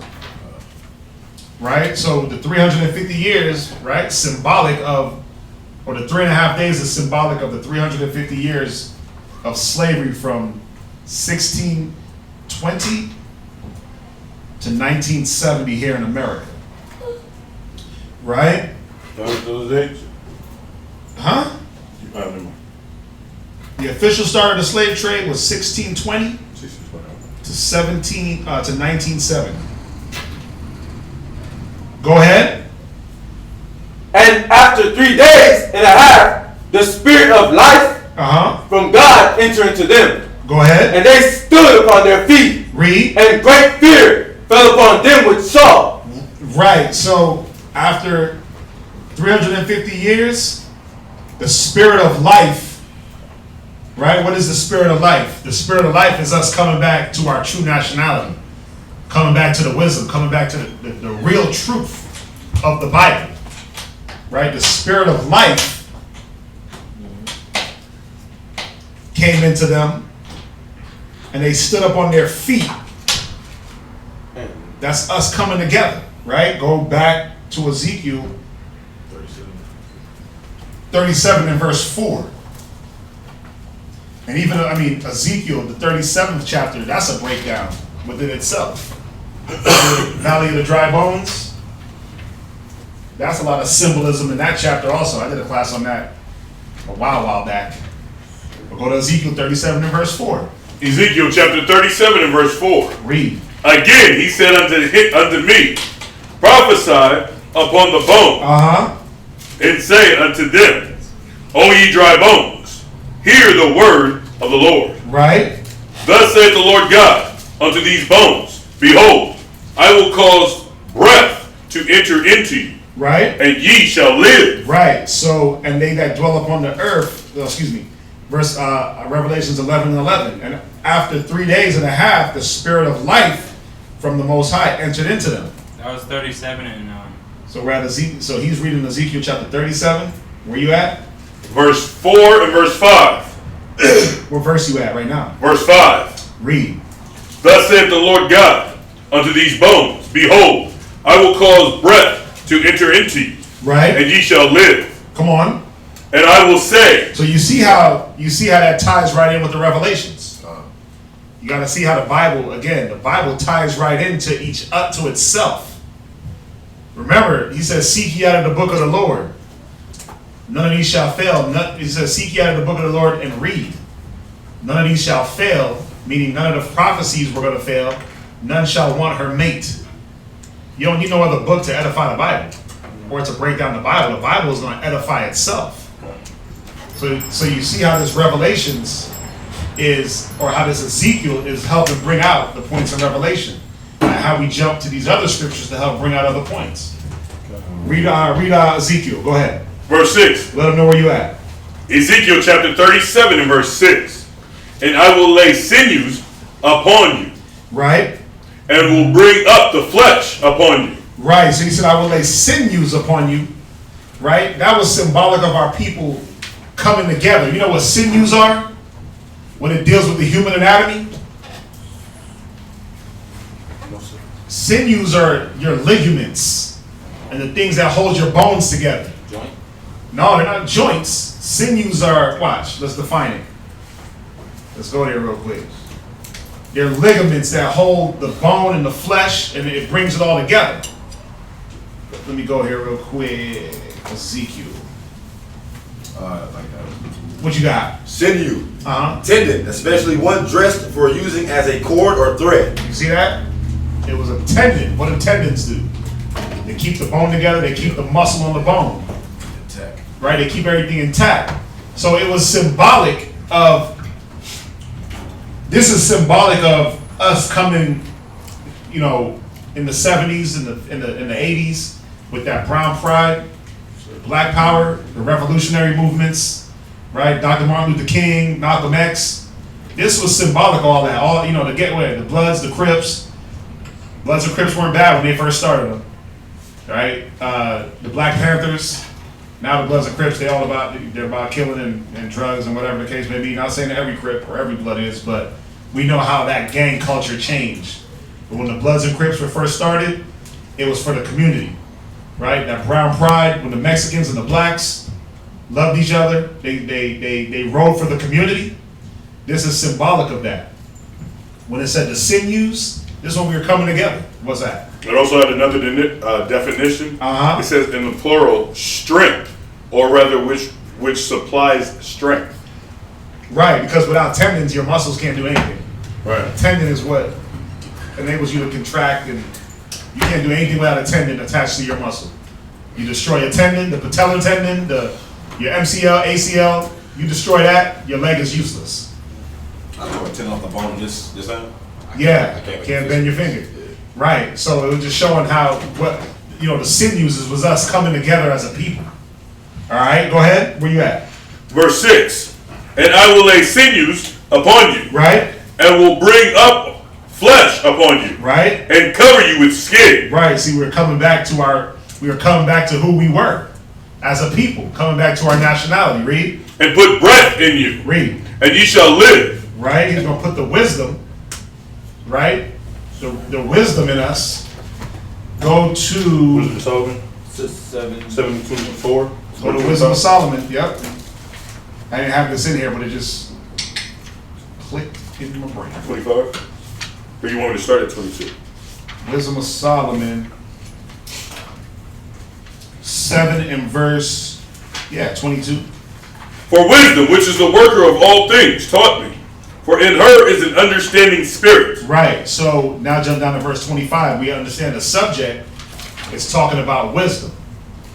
Go ahead, verse 25. Verse 25. For she is the breath, right, of the power of the Most High. Come on. And pure influence. Read. Flowing from the glory of the Almighty. Come on. Therefore can no defiled thing fall into her. Right. So it's showing this when we started to get the wisdom of who we were.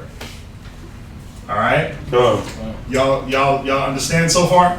Everybody, Con? All right. Read on in Ezekiel. For precept, and put breath in you, and ye shall live, and ye shall know that I am the Lord. Right. So I prophesied as I was commanded, and as I prophesied, there was a noise, and behold, a shaking, and the bones came together. Right. You see that? Now the bones start coming together. All the different pieces of the body start coming together. Our people start coming together. Go ahead. Bone to his bone. Right. And when I beheld, lo, the sinews and the flesh came upon them. You see that? Come on. And the skin covereth them above. Coming back to that nationality. Read. But there was no breath in them. Right. Read. There was no wisdom in us. There was no true wisdom. Because we were about what? Black power, brown pride. We were about, Back to Africa, Marcus Garvey.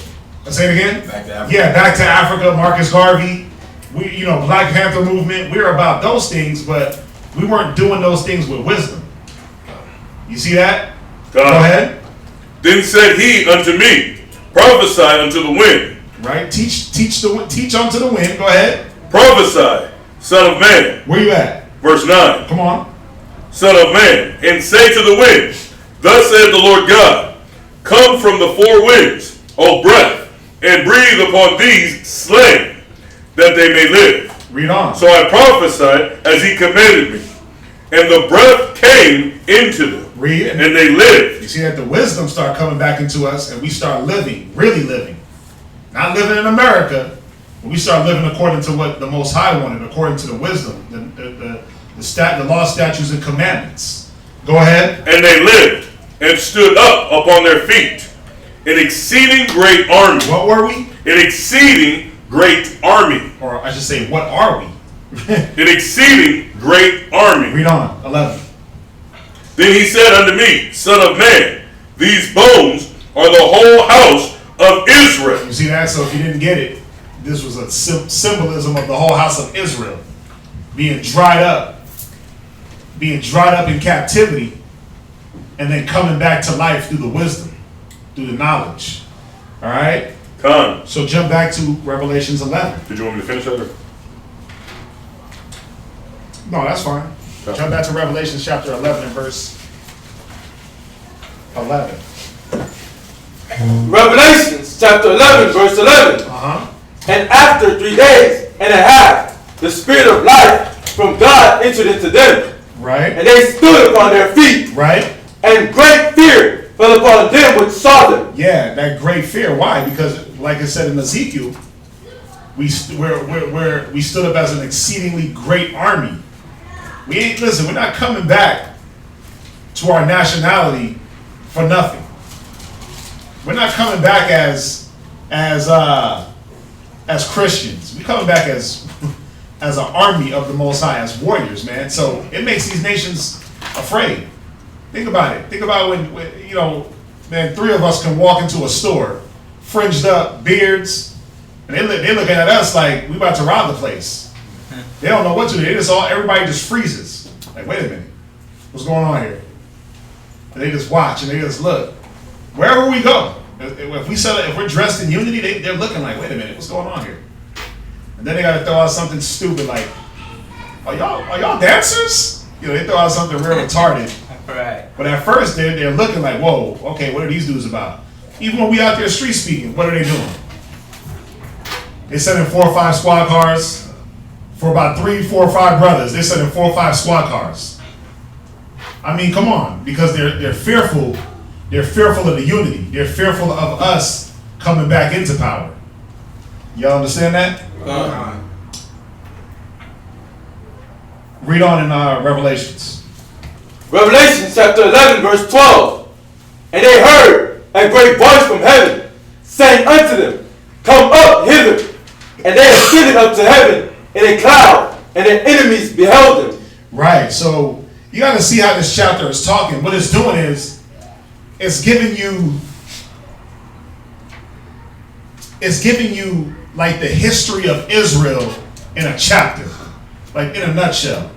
It's going from our captivities all the way into our salvation. This is how this chapter is talking. So, when you see, and after 3 days and a half, the Spirit, and they heard a great voice from heaven saying, come up hither. And they ascended up into heaven in a cloud. What's that talking about? It's talking about us, Israel, being delivered, right? God. So you see how it jumps from verse 11. And after 3 days and a half, the Spirit came and basically woke us up, and then we're delivered. Now we know it ain't happening like that, because there's time in between. A lot of time, right? It's 2018. It's been 50 years. It's 2019. It's been almost 50 years, right, since the truth came out. But the way if you read this, is you would think like, oh, we got the truth in 1970 and we're delivered the next day. It don't work like that. But the way this chapter is talking to us, the way it's coming out is just giving you the major points that's going to happen with Israel through history. Giving you a brief synopsis. Slavery, deliverance, right? Captivity. So that's how it's written. So this chapter is really I like that word. It's a synopsis of Israel's, I should say, part of Israel's history. Not all, but part. Somebody had their hand up. Yes, sir. You think our people knew who they were in slavery when they used to sing like the song "Sweet Low, Sweet Chariot"? They knew. Yeah, they knew who they were. We knew who we were. That's why they had to beat it out of us. They had to beat out our names out of us. They had to beat our traditions out of us. We knew who we were. We knew that we were the children. Even there's some old churches that bear the name. They would call them like Israel Church. This is back in like the 1920s and 1800s and 1700s. We opened up churches, and we would, or we would say we were the Jews from Israel.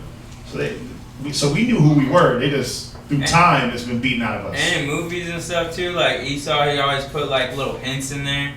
Yeah, there's a lot of movies. Why would you do that? If was he like trying to give us hints or something? Well, because he knows the truth, and how do you cover up, or how do you push a lie? You got to throw a little bit of truth inside of it. How do you push that lie? You got to throw some truth in there. But it's easier. They say it's easier to lie to somebody than it is to. I don't know. There's a saying, but it's. I know the saying. It's not coming to me. Not that one. There's another one too. You got truth in plain sight. Even that. That's another one. You had the truth in plain sight. They tell you in a lot of movies. There was a movie I was dealing with Christopher Columbus. I forget what movie it is, and he was. With Colin Farrell? I don't remember. I just remember the clip where he was saying basically they were asking like, why are you going to to this new world? And he was like, I read it in the book of Ezra. Now the second Ezra didn't tell us that we will go to another land, right? So yeah, they know this whole truth. They know it.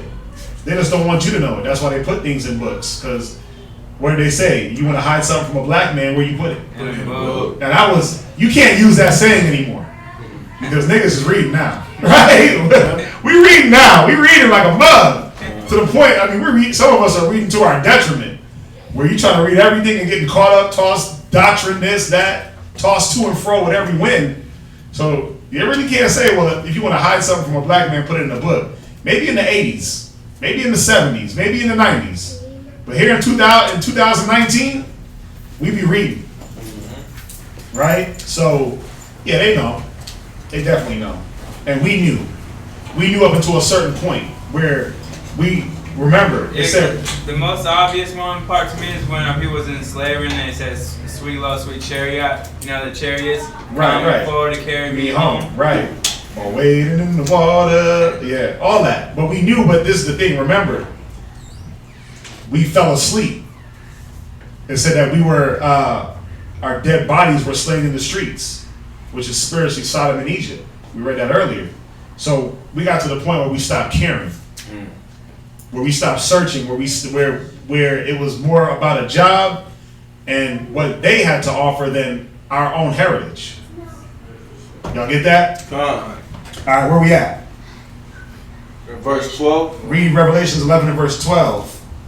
And they heard a great voice from heaven saying unto them, Go ahead. Come up hither. Right.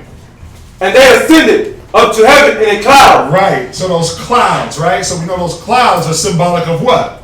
Chariots. Right. Those clouds are symbolic of the chariots, the Most High delivering Israel in the chariots, or what they call them, the so-called UFOs, right? Unidentified. Unidentified flying objects. Go to Isaiah 60. Go to Isaiah, the 60th chapter, and the 8th verse. Isaiah chapter 60 verse 8. Go ahead. Who are these that fly as clouds? Right. Who are these that fly as clouds? Speaking of the chariots. Go ahead. And as the doves to their windows. Go ahead. And it's symbolic of showing that this was, more symbolism. The doves, speaking of Israel, to their windows. We're looking out those windows of the chariots. Right? Showing that these chariots were going to deliver us out of what? What are we going to be? Well, it's going to be more than just captivity. Destruction. We're going to be good. We're going to get delivered out of the destruction. Again, Revelations just touches on everything briefly. When you go into the destruction and you go in and you really look at all the things that are happening simultaneously, what is it? What do we know that the scriptures say? The scriptures say there should be wars and rumors of wars, right? Then the wars are going to happen. It said nation will rise up against nation. So there's going to be a time where nations are going to be fighting nations. And then what's going to happen? Who knows? Christ can collect and stomp all that. Well, what's going to happen is these nations are going to be fighting each other, and we're going to get there, and then Christ is going to ascend with the angels. They're going to turn from fighting, and they're going to try to fight Christ. And one thing that amazed me too that I looked up is You know the Tigris and the Euphrates River, it talks about it drying up so the kings of the east could come for battle, you know? Right. And those rivers are almost like completely dry. Because prophecy is happening, bro. And scientists don't know why. Well, because that's the problem.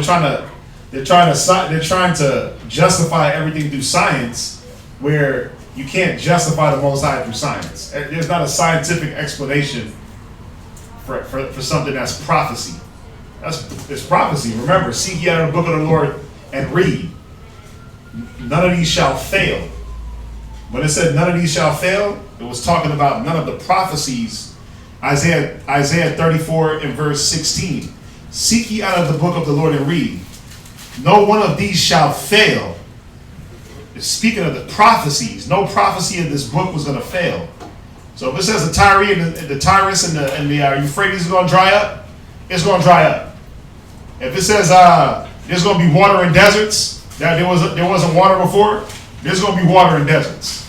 Right? If it says that the Most High is going to deliver us in chariots, that's how we're going to get delivered. So it's not going to fail. It says, none shall fail, none shall want her mate.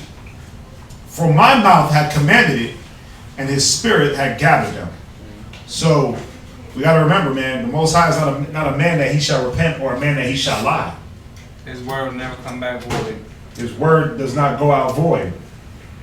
So if he say it, best believe. Best believe it's going to happen. Go to Revelations. So we clear on that, right? With the chariots. And you can go into Ezekiel 3. You can add Ezekiel 3 where it says, where it goes into the chariots and the description, and it said it's like a whirlwind. Ezekiel, the 3rd chapter. I mean, everybody with me so far? Major, you with me? Come. All right.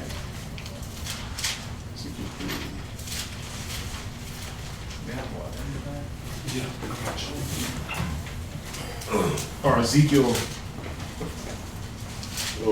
1. And I looked and behold, a whirlwind came out of the north. Yeah, Ezekiel 1. Where you at? 1 and what? 1 and 4. Yeah, Ezekiel chapter 1. Yeah. Right, go to Ezekiel chapter 1, verse 4. Read that. And I looked, and behold, a whirlwind came out of the north. Right. A great cloud. A great what? Cloud. Right, because the chariots were described as clouds, amongst other things. Go ahead. And a fire enfolding itself. Right. And a brightness was about it. Read. And out of the midst thereof, as the color of amber, out of the midst of the fire. Now, you can describe what it is, right? But can you really say, well, that's a car, that's a this, that's a that? That's why Esau calls them UFOs, unidentified flying objects, because these chariots, the way they maneuver, the way they look nothing like your damn Bentley, right? They look nothing like your Honda Civic. They look nothing like your little fighter jet. So they have to say they're unidentified because they haven't. This is how you know they're unidentified. This is how you know Esau ain't no chariot ever fell, and there's no Area 51 that got an alien and a spacecraft. Why would they still call them unidentified if they had one? You see what I'm saying? Once I have it, I can identify it as such. Oh, it's a flying saucer, or it's this, or it's that. But this, huh? Pretty much name it. That's what Esau loves to do. They love to capture things and name them, right? Rename it. They like to act like they invented everything and name it after himself. Name you after himself. Name a land, right? Act like this is a new species. So why would it still be called a UFO if they got one? Another lie. There is no UFO in Area 51 with a little green man that they're stealing technology from. They would have named it something and they would have said, hey, this is what it is. Right? Read on. Also out of the midst thereof. That's it on that. Okay. So you see how the chariots, the cloud, are another name for the chariots are clouds. But this was symbolic in Revelations of us being delivered more. Go back to Revelations 11 and 13. I'm having fun. I don't know if everybody else is, but I am. More deliverance. I wasn't thinking lit. Revelation more. Chapter 11, verse 13. Read. And the same hour was there a great earthquake, and the 10th part of the city fell.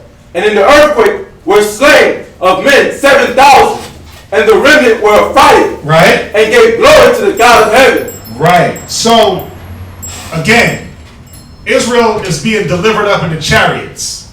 And it said that there's a great earthquake. Now, this earthquake represents the nuclear destruction, the bombs that are going to be hitting America. Why? Because, again, nation is going to be fighting nation. They're going to be dropping their nukes, thermonuclear destruction, nuke from Russia, nuke from America.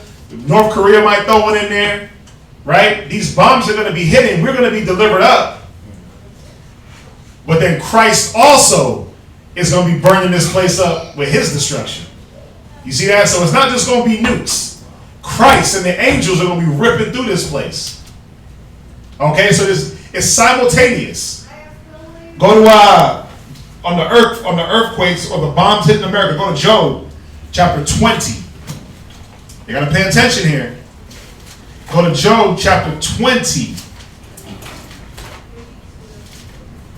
and verse Job 20 and 22.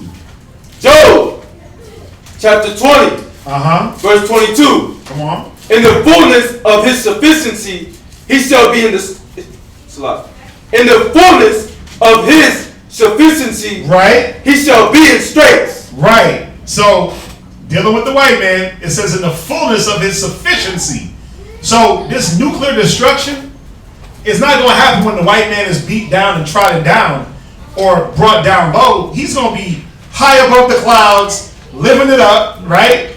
Going through society, like the scriptures say, the Son of Man will come as a thief in the night, right? But when everyone is doing what? Marrying and giving in marriage, partying, everybody gonna be drinking, living it up. Especially the white man, especially the nations. They gonna be living it up, right? They gonna be partying like they in the kingdom. So it says, in the fullness of his sufficiency, he shall be in straits. Go ahead. Every hand of the wicked shall come upon him. Read verse 23. When he is about to fill his belly, come on, God shall cast the fury of his wrath upon him. You see that? When he about to fill his gut, the Most High is going to send that wrath down. Come on. And shall rain it upon him while he is eating. Right. What's going to rain on him? That nuclear destruction. Watch. Read. He shall flee from the iron weapon. From the what? The iron weapon. Come on. And the bow of the steel shall strike him through. Right. Now, it's talking about a bow, right? A bow of steel. But check this out. Read verse 25. It is drawn. It is what? It is drawn. Go ahead. And coming out of the body. Right. Now, what this is talking about is those missile silos. Where do they come from? They come from the body of the earth. They come out of the earth. Right? This is no longer talking about a bow.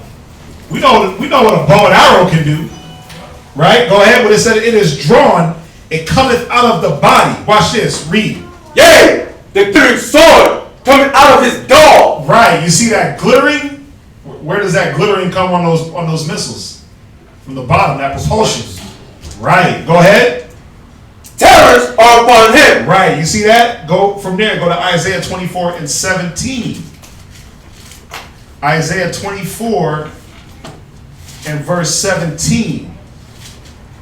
So we're dealing with this nuclear destruction, this earthquake.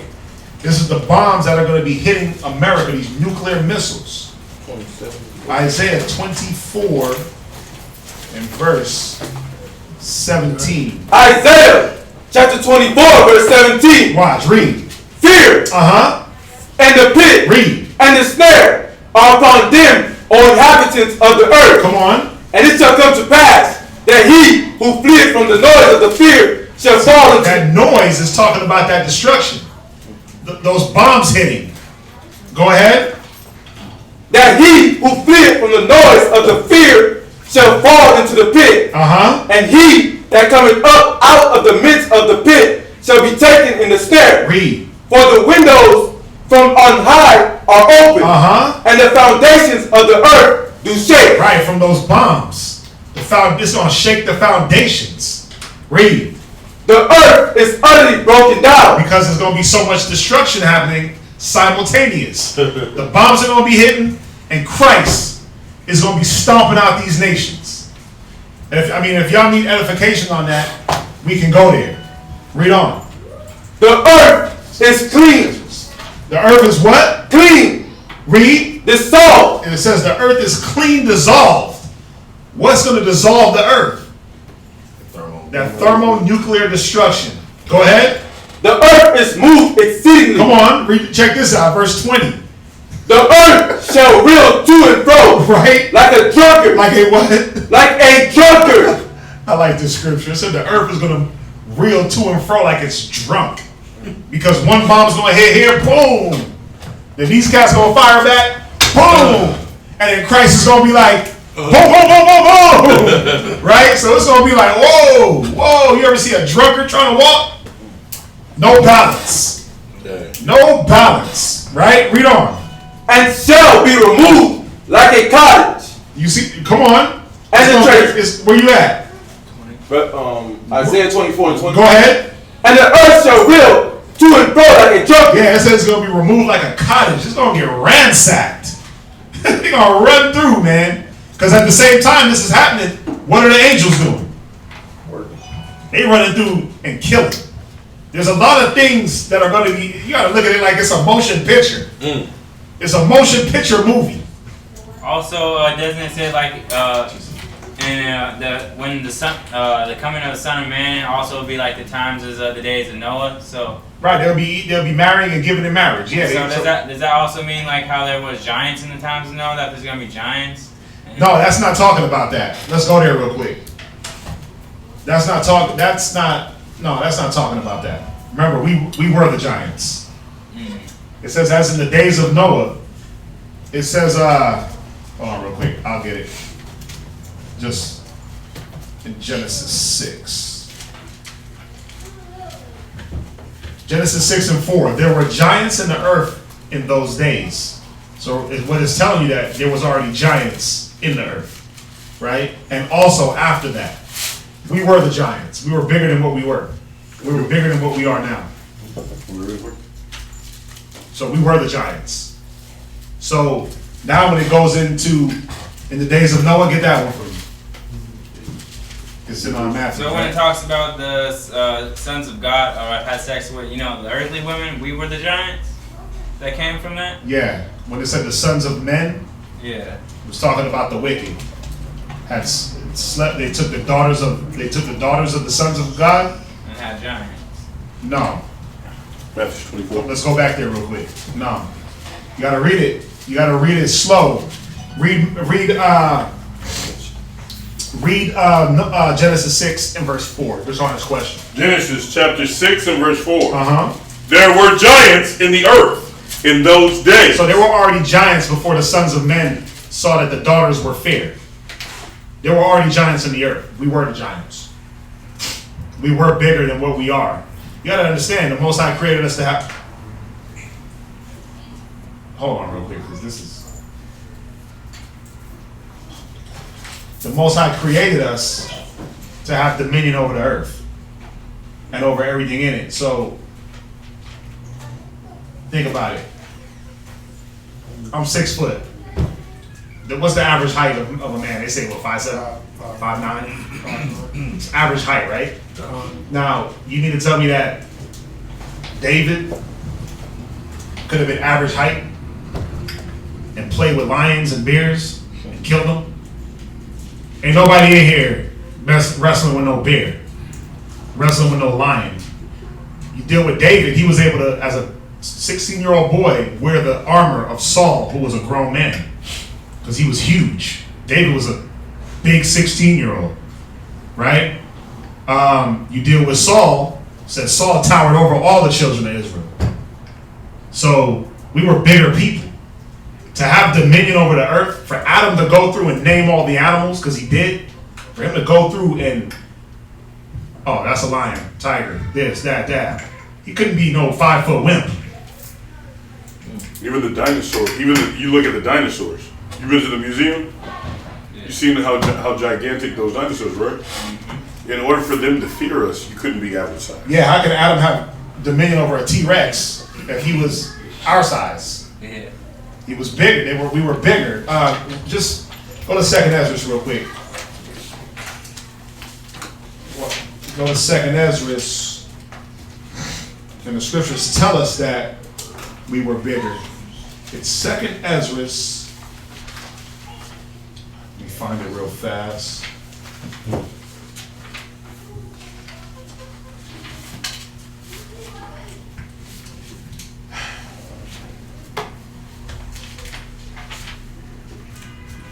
You know what it is, REI is talking about through time. Oh, here it is. Go to 2nd Ezra.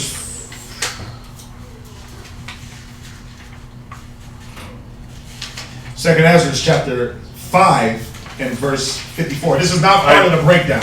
2nd Ezra chapter 5 and verse 54. This Genesis 6 and this Ezra is not part of his revelations. This is just on his question real fast. 2nd Ezra 5 and 54. Read. Consider thou therefore also how that ye are less of stature. We are what? Less of stature. Yeah, we've been diminishing through time. Read. Than those that were before you. Come on. And so are they that come after you. Right. Less than ye. Right. So what it's saying is through generation after generation, we're less of stature. Right? Your children are going to be less stature than you, and so on and so forth. Until Christ comes. Go ahead. As the creatures, which now being to be old, and have passed over the strength of youth. Right, that's it. Go to 2nd Ezra 14 and 17. 2nd Ezra chapter 14 and verse 17. Right. For look how much the world shall be weaker through age. It shall do what? Be weaker through age. Right, so we getting weaker through age. Come on. So much the more shall evils increase upon them that dwell therein. Right, you see that? So through age, we've gotten weaker. We've become less of stature. I thought there was another part to that. So that means David and Goliath. Goliath was like a giant of a giant. But it said, no. It said Goliath was a small giant. He wasn't even the biggest. He wasn't even the biggest giant. That's the thing. He wasn't even the biggest of all the giants. He was just an average giant. The Nephilim class, right? That went over that, right? Yeah, we went over that. Nephilim, angels, Nephilim. Yeah. Even if you look at Russian icons, I think it's John the Baptist on the cover. They're showing a lion, and a lion's like dogs compared to Like little baby dogs. Like pit bulls are like. Yeah, I seen in pictures like that. Yeah, even it talks about David. It said he played with lions as if they were kids, and wrestled and dealt with bears. It's Ecclesiasticus 39. 40. Ecclesiasticus 47 and verse 3, talking about David. He played with the lions as with kids. You see that? And with bears as with lambs. Yeah, he's smacking around bears like they're lambs. Come on. Like, how big did he have to be? How strong? Bro, I went to the aquarium out here and saw that tiger they got, that white tiger. Bro, when he sat up, he was taller than me. When he sat up, his head was like this. So I was nervous behind the glass. I ain't gonna lie to you. I was like, damn, there's no way I would sit face to face with this. But the only way you can, man, you gotta just be fearless. You gotta believe in the Most High. What scripture was it? Ecclesiasticus chapter 47 and verse 3. Right? Con. So we were the giants. Remember, it said there was giants in the earth in those days. And then the sons of men saw that the daughters of, let's see here. Right. That the daughters of men, that they were fair. So giants were already here. These men slept with these women. And did they create more giants? Of course. They created more giants, more big people. They created more Israelites. They created more nations. That's basically how that goes. This got nothing to do with, I know how they try to bring this out in the book of Enoch and angels came down and slept with, no. This ain't got nothing to do with that. No angels slept with no women. Angels don't have sex. All right, so that's a whole other topic. Let's jump back. Yeah, 24. Where we at? Matthew chapter 24, verse 37. What's that? But as the days of Noah, that was the other one. Oh yeah, read that real quick. Just on this point, and then we'll jump back into the class. Read that. But as the days of Noah were, so shall also the coming of the Son of Man be. Because in the days of Noah, what were they doing? Noah was building the ark. Everybody else was kicking it, partying, drinking, murdering, robbing, stealing, raping, right? Being wicked as hell. So it's saying the days of Noah were wicked. So is when and the flood came. The days of this time is going to be wicked, and Christ is going to come. You see that? Go ahead. Where we at?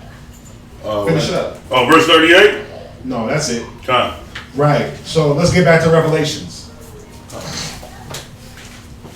Where we at? So we're dealing with this earthquake, the bombs, right? Bombs over America. Right? Bombs over Baghdad. So Isaiah, we're in Isaiah. 24, and we finished on 20. Keep reading. Isaiah chapter 24, verse 20. Right. The earth shall reel to and fro like a drunkard. Right. Go ahead. And shall be removed like a cottage. Right. Come on, read. And the transgression thereof shall be heavy upon it. Read. And it shall fall and not rise again. Right. What verse you at? Oh, verse 20. Okay. That's it on that. Now let's jump over to 2 Peter 3 and 10. 2 Peter chapter 3 and verse 10. Wow. Somebody else get Psalms 91 and 3. I'm going to pick up the pace a little bit because time. 2 Peter chapter 3 verse 10. But the day of the Lord will come as a thief in the night. You see that? The days of the Lord is going to come as a thief in the night. Come on. In the which the heavens shall pass away with a great noise. With a what? A great noise. You see that? This great noise of these bombs. Read. And the elements shall melt with fervent heat. What's going to melt the elements? Well, again, it's two things. It's going to be the nuclear destruction, and it's going to be Christ with his fire and destruction. Go ahead. The earth also and the works that are therein shall be burnt up. Is that it? God. Go to Psalms 91 and verse 3. Somebody else get Revelations 18 and 17. If y'all don't hear it now, just write it down. Psalms chapter 91 and verse 3. And he'll call it out like he just did. So you're not going to miss it. I'm just throwing them out there so somebody can grab them. Read Psalms 91 and verse 3. Surely he shall deliver thee from the snare of the fowler. Come on. And from the noisome pestilence. Now, this is talking about the righteous. Right? This is talking about the righteous. This is what's going to happen when we're lifted up in the chariots. Read it one more time. Surely he shall deliver thee from the snare of the fowler. Come on. And from the noisome pestilence. Right, so we're going to be delivered. The righteous is going to be delivered from this noise. We're going to be the ones like doves looking through those windows. Who that peeking through my window? Right? We're going to be peeking like, damn, that's what's going on down there? Right, I ain't down there. You're going to be looking through them chariot windows like, Barakatah Yahweh. Bahasham Yahweh. You're going to be like crying and bawling, pooping on yourself. You know, bubble guts. Bubbling. Right. Because you're getting delivered up and you seeing like everything just wiped away. You seeing bombs. Mushroom clouds. Imagine that. Imagine being above that. Imagine getting lifted up and like the bomb hit. Bow. And like nothing happens to you. Nothing at all. Come on, man.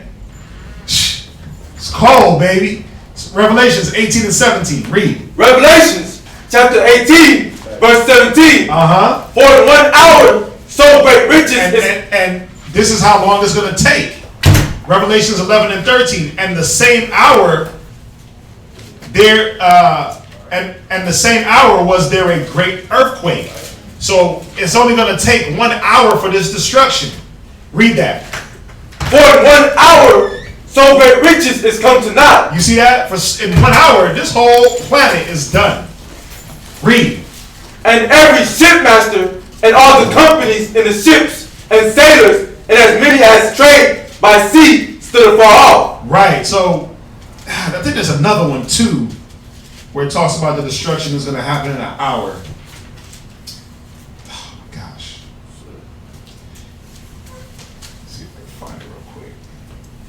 But we know that the destruction that Christ is going to do with the angels and all the nuclear destruction is going to take 1 hour. 1 hour. That's it. It ain't going to be no all day thing. Let's think about it. I'm going to send a bomb, and then two days later you're going to send a bomb, and then Christ is going to look and take his time. He wiping it out in an hour. Okay? From there, what you got? Well, he said in 1 hour though. Where? Matthew 26 and verse 36. Read it. What does it say? Does it go with what I'm talking about? 24 and verse 36. I'm sorry. Is it on point? Matthew 24. It's saying that no man knows. Matthew 24:36. No. You talking about what of the day and the hour no one knoweth? Yeah. No. You just read. No. Talking about the destruction in the hour. There's another scripture I believe in Revelations. It's all good. Revelations 18 and 17. I just read that. We just read that. Right. Jump back to Revelations 11 where you left off. Revelations chapter 11 verse 13. Right. And the same hour was there a great earthquake. Right. So we know the earthquake stands for that nuclear destruction. Come on. And the 10th part of the city fell. And in the earthquake were slain of men 7,000. Right. Now 7,000 stands for what? Or the number 7 is what? Number of completion. So what is it saying? That this was total annihilation. It was complete and utter destruction. Right? Of the complete destruction of America. Go to Isaiah 13 and 11. Isaiah chapter 13 and verse 11. Read. And I will punish the world for their evil. Come on. And the wicked for their iniquity. Read. And I will cause the arrogancy of the proud to cease. And will lay low the haughtiness of the terrible. I will make a man more precious than fine gold. Right? Why is he saying that? Why would a man be more precious than fine gold? Because this destruction is going to be so great, ain't going to be nobody left, really. But the 1/3, right? Come on. Even a man, than the golden wedge of Ophir. Read. Therefore I will shake the heavens, and the earth shall remove out of her place. Right? Come on. In the wrath of the Lord of hosts. Read. And in the day of his fierce anger. And it shall be as the chased roe, and as a sheep that no man taketh up. Read. They shall every man turn to his own people, and flee everyone into his own land. Everyone that is found shall be thrust through, and everyone that is joined unto them. Right, that's it on that. So you see that, right? Where he said, I will make a man, that was the point. I will make a man precious than fine gold. Verse 12. Right? I will make a man more precious than fine gold, even a man than the golden wedge of Ophir. Right, now go to 2nd Ezra 9 and verse 14 in the Apocrypha. 2nd Ezra 9 and verse 14. 2nd Ezra chapter 9 and verse 14. Let them get it. You got to see, we're just linking up precepts. So all you really wanted was Isaiah 13, 11, and 12 in your notes. And then we jump to 2nd Ezra 9 and 14. Read. 2nd Ezra chapter 9 and verse 14.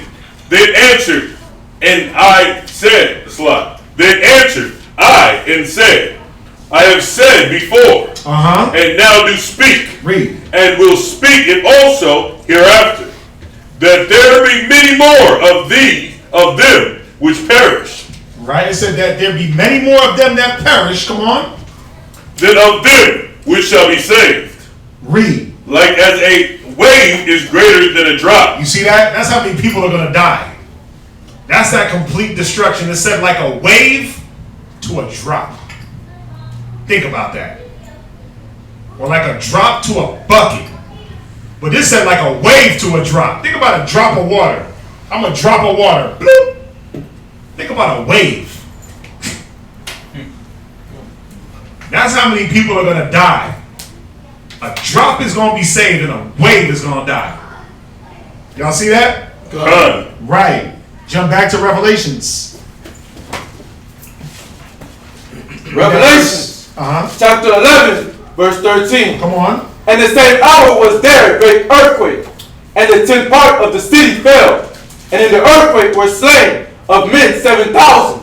Right. And the remnant were affrighted, and gave glory to the God of heaven. Right. Now the remnant stands for all of those not slain in the nuclear war. They're going to worship the Most High by force. All those, the remnant equals all of those not slain in the nuclear war that will worship the Most High by force. So what scripture do I want? Where do I want to go next?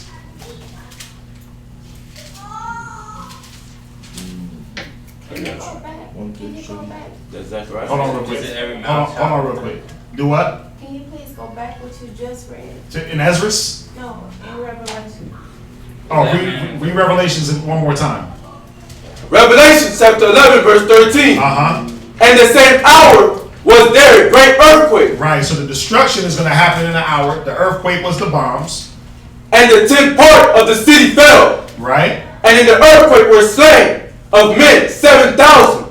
And the remnant were affrighted. Right. The 7,000 was the number of, the 7 is the number of completion, representing that total destruction of America. Right? The remnant is all the ones that are not slain that will serve the Most High by force. You got that? Yeah. Because we know that, think about it, is every single person going to die? No. There's going to be other nations. This is just dealing with the destruction of America. The other nations got to do what? They got to bow down. Bow down, right? How's it go? Bow down when I come to your town. Right. Bow down, right? West Side Connection. That's old school. Right. He said bow down. But the nation that will not bow will what? Be put to death. Right. Let's go there real quick. 2 Chronicles chapter 15 and verse 13. Go to Isaiah chapter 60 and verse wow. Wow. 2 Chronicles. Yeah. What? Yeah. Nah, bro. Let's go here real quick. It's there, but I mean, I want to see what you got in 2 Chronicles. come on. Don't write this down. I want him to read that. All right. Let's see where he's going. 2 Chronicles chapter 15 and verse 13. Come on. That whosoever would not seek the Lord, God of Israel, should be put to death, whether small or great, whether man or woman. You know why I don't go with it? Damn. Because No. in the context God. of what we're dealing with the context of the end times. So the reason why we go to Isaiah 60, because it shows directly what's going to happen to the nations that don't want to bow to us in the end times, in our kingdom. So Isaiah chapter 60 and verse 10. Isaiah chapter 60 and verse 10. And the sons of of strangers shall build up thy walls. Right, because that's what's going to happen. They're going to build a kingdom. They're going to build up our walls. How? Read.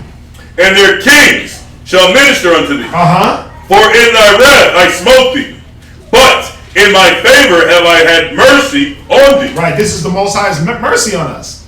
He's going to let these other nations build up our kingdom. We're going to build our kingdom off the backs of them and their children and their resources, the same way they did us. Read. Verse 11. Therefore thy gates shall be open continually. Come on. They shall not be shut day or night. They shall what? Not be shut day nor night. Read. That men may bring thee, slut, that men may bring unto thee the forces of the Gentiles. Read. And that their kings may be brought. For the nation and kingdom that will not serve thee shall perish. You see that? So the nation that don't want to serve us by force, off with their head. Can you explain verse 11? Verse 11. Read verse 11. Therefore thy gates shall be open continually. Right. So it's saying that our walls, our borders, they're going to be open to receive. To receive what? Read. They shall not be shut day or night. That men may bring unto thee. Right, that these nations, they're going to bring unto thee, or men, come on. The forces of the Gentiles. Right, what are the forces of the Gentiles? In my ledger, it says you know, it gives you a thing. Yeah. It says wealth. Right. The forces of the Gentile is wealth, but it's more than that. We're gonna get their weaponry. We're gonna get their wealth. We're gonna get their cattle. We're gonna get all their resources. Whatever keeps this kingdom flowing righteously, we're gonna take it. Yeah, run that. Right. So we're not gonna be we're not gonna be having pigs and stuff like that running through the kingdom. Right? We ain't gonna be having nothing abominable coming into our gates. But whatever is lawful is gonna come in. Run that. We gonna have that. Bow down. What's in that field? Run that. Right? Run them pockets. Right? Run them pockets. Run that. Read. And that their king may be brought. Right. And we're gonna bring their kings. Why? Because when you bring the king, you talk to him. Listen, man, get your people in line. If you don't get them in line, you gonna die. No, we ain't gonna bow down to that. Guess what? You kill the king, the people either do what? They either bow down, get down or lay down. They get down or lay down. Either they gonna get killed or they gonna see that, oh, wait a minute, he killed the king. Imagine if somebody came and invaded America and chopped off this idiot's head on TV. They gonna bow down to whatever nation is doing that. Smite the shepherd and the sheep shall scatter. Yeah, you smite the shepherd and the sheep shall scatter. Yeah, it's real. But in this case, they ain't gonna be able to scatter. Either you die or you get down with the program. Right? You don't have to give it up to get down with death row. You see? Right? You have to give up them riches, man. Let's jump back to Revelations. You want to read verse 13 again? Right? Read Revelations. Where we at? Revelations chapter 11, verse 14. Read. The second woe. Hold on. What's that? The 10th part. This is talking about the destruction of the city. I see somebody try to link it up with the FEMA maps because there's 10 parts of the country for FEMA flood zones. Oh, I never seen that. Yeah, it's Well, it's talking about it's just talking about that total destruction. It goes right into that. okay. Yeah, the 10th part. If there was 10 parts, all 10 wiped. There's no part of America that you can hide in. There ain't no part where you can say, you know what? I'm gonna run down to the mountains of Colorado and kick it. The scriptures say the mountains are gonna fall on top of them, And right? And there's a scripture that says, the people that's gonna be hiding in the mountains and bases like that, Right. that we're gonna be busting into the mountains and Right. We're gonna bust in there. The mountain's gonna fall on them. So there's no hiding in America. All right. So that 10th part gone. You was done with Revelations 11:13. Read it. Revelation chapter 11, verse 13. And the same hour was there a great earthquake, and the 10th part of the city fell. Right. And in the earthquake were slain of men 7,000, and the remnant were affrighted. Right. And gave glory to the God of heaven. Read. The second woe is past, and behold, the third woe coming quickly. Right. So the third woe is upon us. Right. The second woe, which was what? World War II. World War II. So when it says, it's just giving it to us backwards. When it says the second woe is past, we know that. And behold, the third woe cometh quickly. This is the third woe that we just read in verse 13. Okay, y'all are clear on that? So what we're reading in verse 13 is a description of the third woe, World War III. Right? Read verse 15. And the seventh angel sounded, and there were great voices in heaven, right, saying, the kingdoms of this world are become the kingdoms of our Lord, read, and of his Christ, and he shall reign forever. Right, so the seventh trumpet, right? The seventh trump or the seventh seal is sounded, right? That's talking about Christ coming back and taking out all nations. Right? How do we prove that? Go to Daniel 7 and verse 9.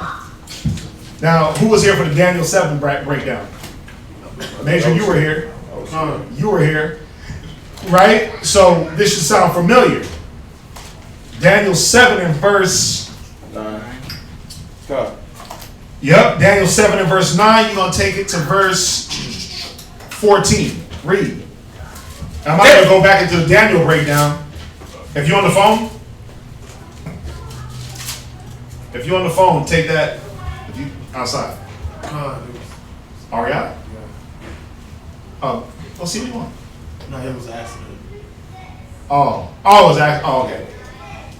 Go ahead, read. Daniel chapter 7 verse 9. I beheld till the thrones were cast down. Right. And the Ancient of Days did sit. Right. The thrones that were cast down was talking about what? Kingdoms. It was talking about these Edomite kingdoms. Because when you read up in verse 8, it said, I considered the horns, and behold, there came up another little horn, before whom there were 3 of the first horns plucked up by the roots. Talking about, remember we went into it speaking of Antiochus Epiphanes and his rise, America rising out of the Romans, the Greeks. You remember that? I don't want to have to go through that whole breakdown. Y'all remember that? All you have to do is go back into the Daniel 7 breakdown. Well, yeah, it was just talking about the rise of Antiochus Epiphanes out of those 4 generals, and the rise of America out of these the Greeks, the Romans, Persians, and Medes. Y'all remember? Right. Go ahead. I beheld till the thrones were cast down. Right. And the Ancient of Days did sit, whose garment was white as snow. Ancient of Days being the Most High. Come on. And the hair of his head like the pure wool. Read. His throne was like the fiery flame, and his wheels as burning fire. A fiery stream issued and came forth from before him. Right. Speaking of his power, come on. Thousands ministered unto him. Right. Thousands ministers. Speaking of the angels, read. And 10,000 times 10,000 stood before him. Yeah, man, that's innumerable, basically. That's symbolism that it was an innumerable amount of angels that ministered and stood before the Most High. Read. The judgment was set. And the books were opened. What books? The law, the book of life, the things that you did, right? And they were open to do what? For the judgment. Read. I beheld then, because of the voice of the great words which the horn spake. I beheld, even till the beast was slain. Read. And his body destroyed, and given to the burning flame. Come on. As concerning the rest of the beasts, they had their dominion. Speaking of these other nations, because the beast, remember, it was twofold. Antiochus Epiphanes, but also America and its rise out of the Greco-Roman Empire. Read. They had their dominion taken away, yet their lives were prolonged for a season and a time. Right. Read on. I saw in the night visions, and behold, one like unto the Son of Man. Speaking of Christ, read. Came with the clouds of heaven. He came with what? The clouds of heaven. Came in his chariots. Come on. And came to the Ancient of Days. To the Most High. Read. And they brought him near before him. Read. And there was given him dominion and glory and a kingdom, that all people, nations, and languages should serve him. You see that? Read on. His dominion is everlasting dominion. Go to Daniel 2:44. So this is showing that Yahweh Shai was going to take that dominion. Daniel chapter 2 and verse 44. And in the days of these kings shall the God of heaven set up a kingdom. In the days of these kings, right? America, China, Russia, all these other kings. The Most High said he's going to set up his kingdom. Read. Which shall never be destroyed. Which shall what? Never be destroyed. Read on. And the kingdom shall not be left to other people. You see that? This kingdom is never going to be destroyed. And ain't nobody going to be able to come in and say, you know what, we're going to take it over. There's going to be a coup. It's not happening like that. Our kingdom is going to be forever. Read on. But it shall break in pieces and consume all these kingdoms. Right. Christ's kingdom, when it's established, is going to destroy all kingdoms. Right? Was that it on that? Read on. And it shall stand forever. Right. Go to 1 Corinthians 15:24. 1 Corinthians chapter 15 and verse 24. Man, this is Cole right here. This is Cole right here. You got to read this. Ooh. This scripture is nasty. Read. Then cometh the end. 1 Corinthians chapter 15 and verse 24. Read. Then cometh the end, when he shall have delivered up the kingdom to the Most High. You see that? It's talking about Christ. It says he's going to deliver. Wrapped up in a bow and hand delivered. He's going to deliver the kingdom to the Most High. Think about how cold that is. Man. Read. even the Father, when he shall have put down all rule and all authority and power. Right. Verse 25. For he must reign till he hath put all enemies under his feet. Go to Romans 14 and verse 11. Romans 14 and verse 11. You see how these scriptures, they edify the chapter. 14, 10, Romans 14. Romans chapter 14, verse 10. Right? But why dost thou judge thy brother? 14 and verse 11. Romans 14. Romans 14, 11. Come. Somebody else gave me Psalm 72 and 11.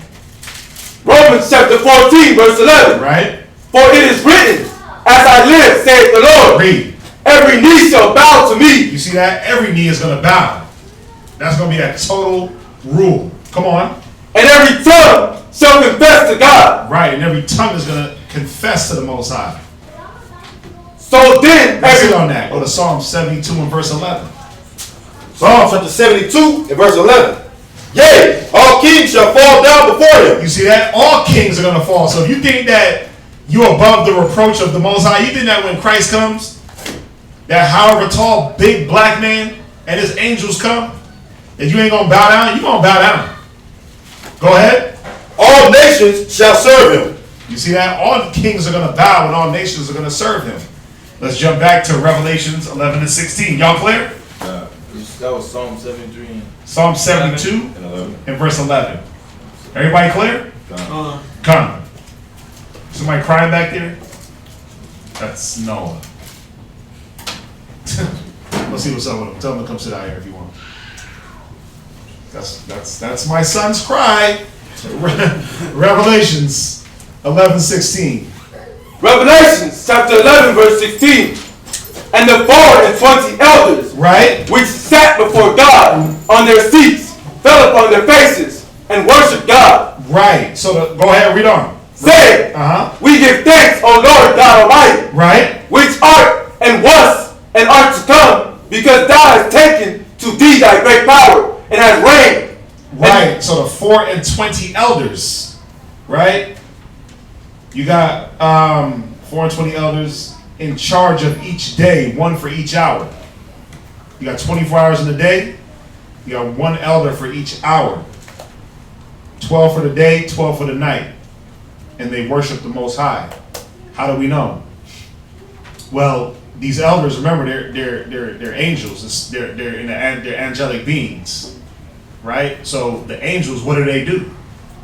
They give an account of what we do, day in and day out. So when you're on your bed sleeping, guess what? They're writing it down. They're making a note. This is how he sleeps. He snores. He farts in his sleep. This is the dream he had. They're making a note of everything that we do. Watch. Go to 1 Corinthians 4 and 9. You can't be farting in your sleep in front of the angels, man. They'll know. I'm eating them gassy foods. Let's be eating sardines before you go to bed. Yeah. I'm joking. I don't think they really... they might. I don't know. They give account for everything that we do, though. 1 Corinthians 4 and 9. Read. 1 Corinthians chapter 4 verse 9. For I think that God had set forth us, the apostles, last. Right. This is Paul talking. He said, I think that the Most High sent us, the apostles, forth last. Come on. As it were appointed to death. Come on, read. For we are made a spectacle unto the world. Read. And to angels. Right. See, the angels look at the things that we go through, day in and day out. Read on.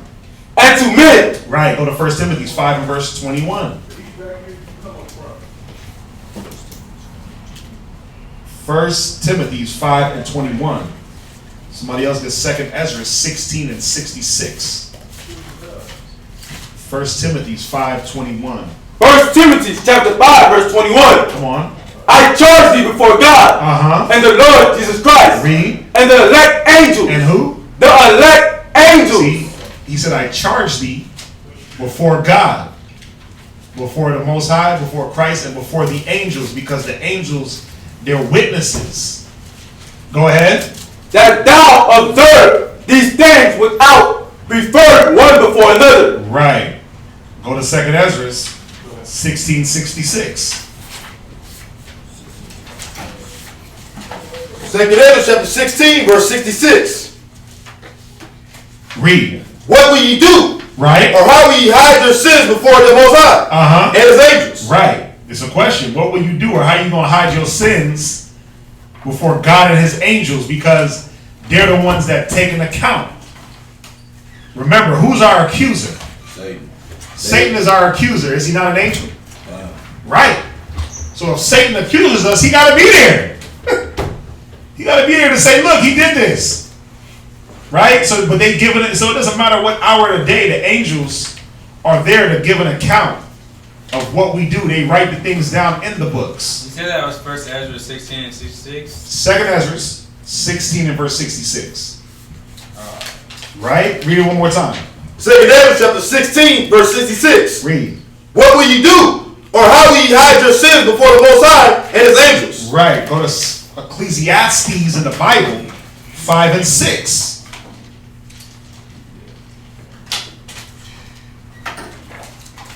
See, Ecclesiastes chapter 5 and verse 6. read. Suffer not thy mouth to cause thy flesh Right. to sin. Come on. Neither say thou before the angel. Before who? Before the angel. Who's bearing witness against you? The angel. Come on. That it was an error. Right. Read. Wherefore should the Most High be angry at thy voice and destroy the work of thine hands? Yeah, man. So the scriptures is telling us, don't be quick to utter nothing, because why? There's an angel that's giving account for every idle word that come out your mouth. For every idle thought. Which for one? every Which one was that? We're at Ecclesiastes in the Bible. right. Chapter 5 and verse 6. Right. When you hear the scripture, write it down. And then look for it. That way you'll have it written down, you can just look for it. Oh, boom, got it. Chapter Proverbs. I got it. Right. You see that? So where we at in Revelation? So y'all get that, right? Right, we clear? I want to make sure everybody's getting it. I know I sped up a little bit. I'm trying to make sure that we don't go over and that we get the whole breakdown. We only got 2 more verses. So where we at? Revelations 11 and 7. Read verse 16 and 17 one more time. And the 24 elders which sat before God on their seats fell upon their faces and worshiped God. Right. Saying, we give thee thanks, O Lord God Almighty. Right, so the 12 elders, the 12 angels, 24 elders, 12 for one for the day, 12 for the night, they give account of what we're doing here on the earth. They're writing down things in the book that we're going to be judged out of. The book that's going to be matched up with the scriptures, they're writing in that book. Oh, you smoked weed today.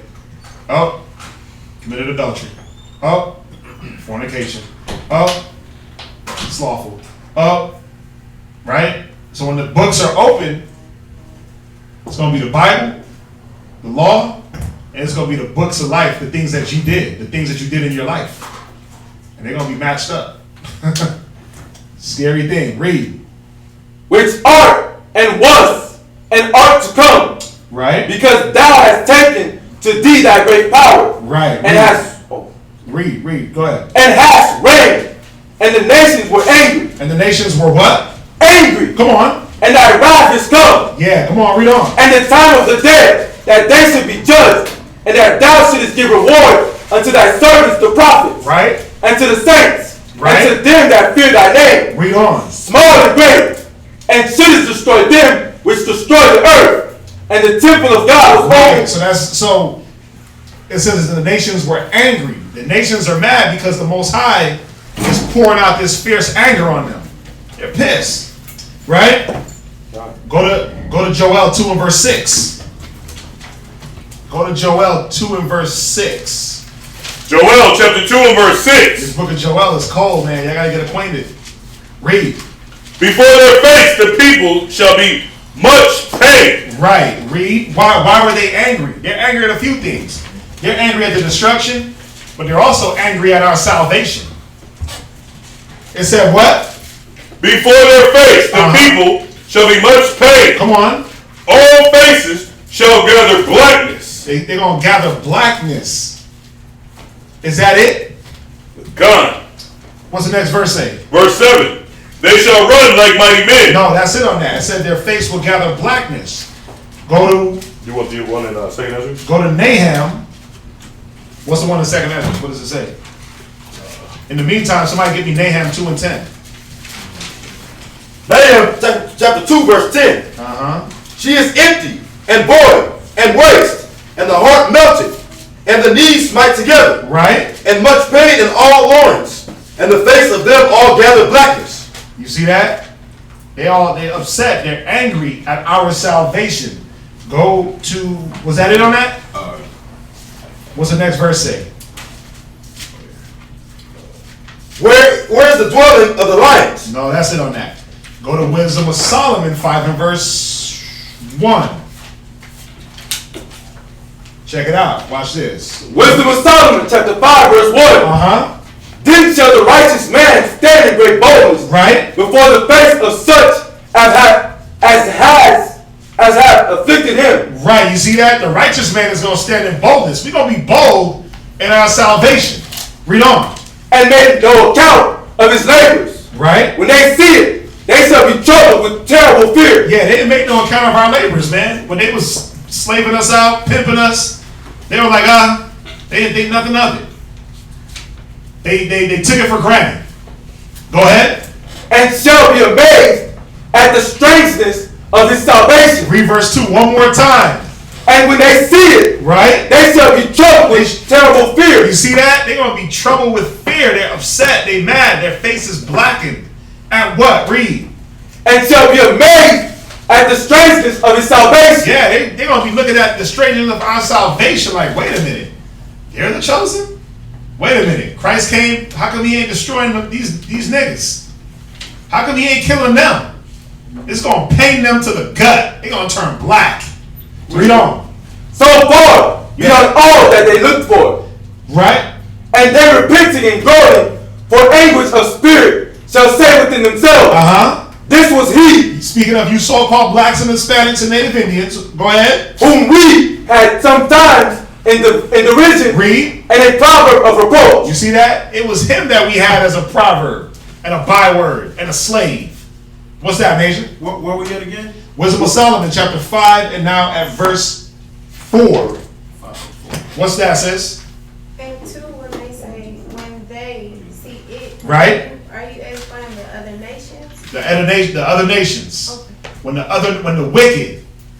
the wicked see it, you can put other nations or wicked, but when the wicked see the salvation of us, they're gonna be like, wait a minute, what the hell? Nah, this is a porch monkey, right?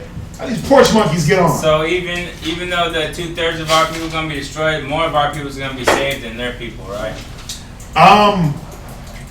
More. Well, there's gonna still be nations. Yeah, there's still gonna be a lot of nations around. But so I don't know the number. I can't tell you the number. Yeah. Right? Because remember, if you could number the children of Israel, then the earth will stop. the Most High will relinquish His covenant.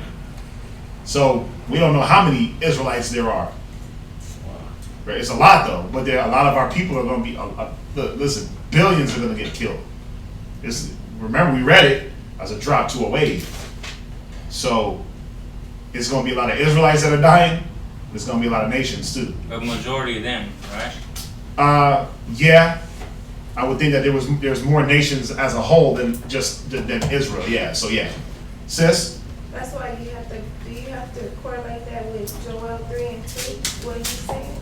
Joel 3 and 2, we were just there, right? Right. What does it say? Somebody get it.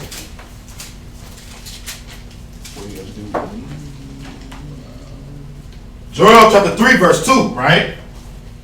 I will also gather all nations and will bring them down into the valley of Jehoshaphat. Right. And will plead with them there for my people. So when you say correlate that, what do you mean? With the question he just asked. About like how many people are going to die?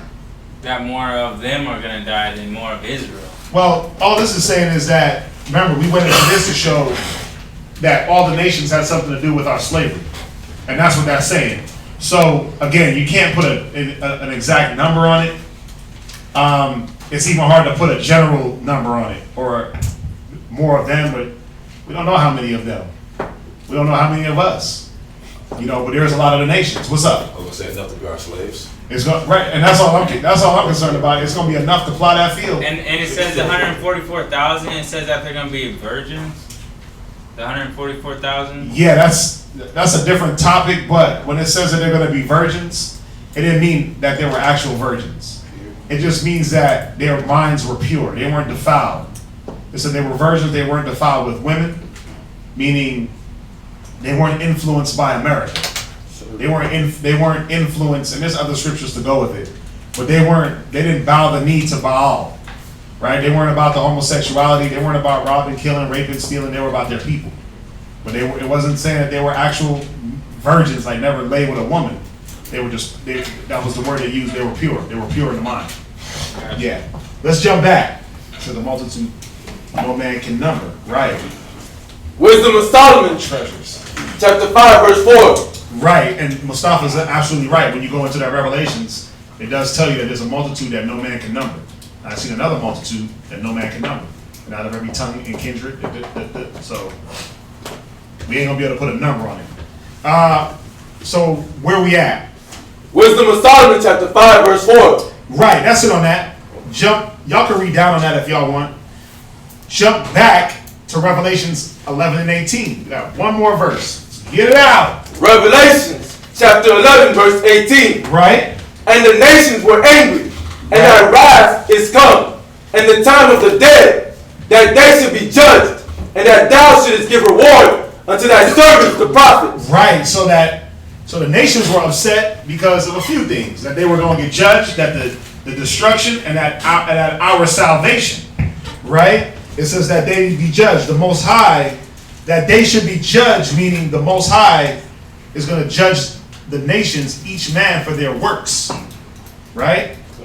They're going to judge each man for their works. Go to Ecclesiastes 12 and 14. Ecclesiastes in 12 and 14. And then there's another one.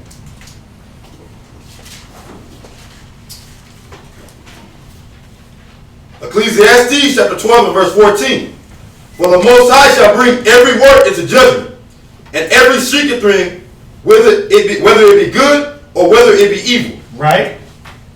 You see that? He said he's going to put all works into judgment, whether it be good or whether it be evil. But what's in the mind of the ungodly? They're like, man, we ain't going to be judged. Right? Wisdom of Solomon, too. They're like, we're just going to live life, oppress a few people, rape, rob, pillage, live it up, drink wine, fill our bellies, die, and that's it. Go there real quick. Wisdom of Solomon 2. See, but now it's like, no, you're going to be judged. That damn spirit is going to be judged. You're like, wait a minute. Whoa, hold on. Judgment. But see, the ungodly believes this. Wisdom of Solomon 2 and verse 1. For the ungodly said, reasoning with themselves, but not aright. Our life is short and tedious. You're like, man, life is short and tedious, bro.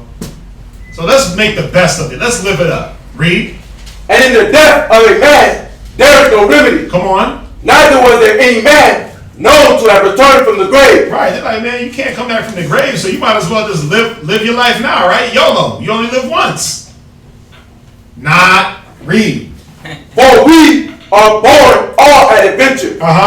And we shall be hereafter as though we had never been. Read. For the breath in our nostrils is as smoke, and a little spark in the moving of our heart. This is what the ungodly thinks. Like, man, we're going to be here. When we leave, it's like we never were here. There's not going to be no remembrance. So all the wickedness I did, nobody's going to take it into account. Read on. Which being extinguished, our body shall be turned into ashes. Come on, and our read. spirit shall vanish as the soft air. And our name shall be forgotten in time. And no man shall have our works in remembrance. And our life shall pass away. You see that? No man will have our works in remembrance. Come on. And our life shall pass away as the trace of a cloud. And shall be dispersed as a mist that is driven away with the beams of the sun and overcome with the heat thereof. Right. Come on, read. For our time is a very shadow that passes away. And after our end, there is no returning. For it is fast sealed, so that no man cometh again. Come on, read. Come on, therefore, let us enjoy the good things that are present. Yeah, let us just enjoy ourselves. Because there is no judgment. Read. And let us speedily use the creatures like as in you. Yeah, let's just use things up. Let's just use up the earth. Right? Let's just destroy and defile everything. Read on. Let us fill ourselves with costly wine. Let's just get drunk, party all day. Shots, shots, shots, shots, shots, shots. Right? Come on. And ointments. And let the flower of the spring pass by us. Read. Let us crown ourselves with rosebuds before they be withered. Before they be withered? Before they be withered. Uh-huh. Let none of us go without his part of our voluptuousness. Right. Come on, let us live voluptuously. We're going to live it up, man. We're going to live bountifully. Live like there's no tomorrow. Right. Again, live like there's no tomorrow. YOLO, only live once. All the acronyms. Come on. Let us leave tokens of our joyfulness in every place. Right. For this is our portion, and our lot is this. Yeah, we're going to drop seeds everywhere, babies and tokens of our joyfulness. Right? Whatever we do, we just going to leave a memory. We was here. We were here. Wish you were here. Read. Let us oppress the poor righteous man. Wait, and they were doing what? Oppress the poor righteous man. This is what's going to come into judgment. The oppression of the poor righteous man. Read.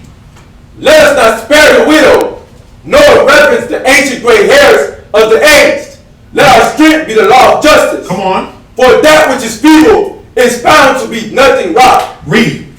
Therefore, let us lie in wait for the righteous. Read. Because he is not for our turn, and he is clean, contrary to our doings. He upbraided us with our offending He upbraided us with our offending the law. Right. And objected to our infamy, the transgressions of our education. Right. So y'all see that, right? Y'all can read down in the chapter. It's a good chapter. But just showing how the wicked thinks, like, damn, they're not thinking they're gonna get judged for all this. Then that comes and they got the nerve to be mad. Right? So where we at in Revelations? On verse 18. 9 o'clock. 18. Right. So read verse 18. Read verse 18 into 19. Revelation chapter 18. Revelation chapter 11, verse 18. And the nations were angry, and thy wrath is come, and the time of the dead, that they should be judged, and that thou shouldest give reward unto thy servants the prophets, and to the saints, and to them that fear thy name, right, small and great, and shouldest destroy them which destroy the earth. And the temple of God was open in heaven. And it said that he was going to give reward unto thy servants and the prophets, and to the saints and them that fear thy name. Right? What was the reward? Now we were going to be inside the kingdom. We were going to sit on the right hand of Christ. Go ahead. And the temple of God was open in heaven. Right. And there was seen in his temple the ark of his testament. And there were lightnings and voices and thunderings and an earthquake and great hail. Right. So the heavens that is speaking about here is where is the Most High's throne, the spiritual realm. Okay. So this ain't the heaven like the clouds right here. Remember, there's more than one heaven. How many heavens is there, class? 3. Who knows? 3.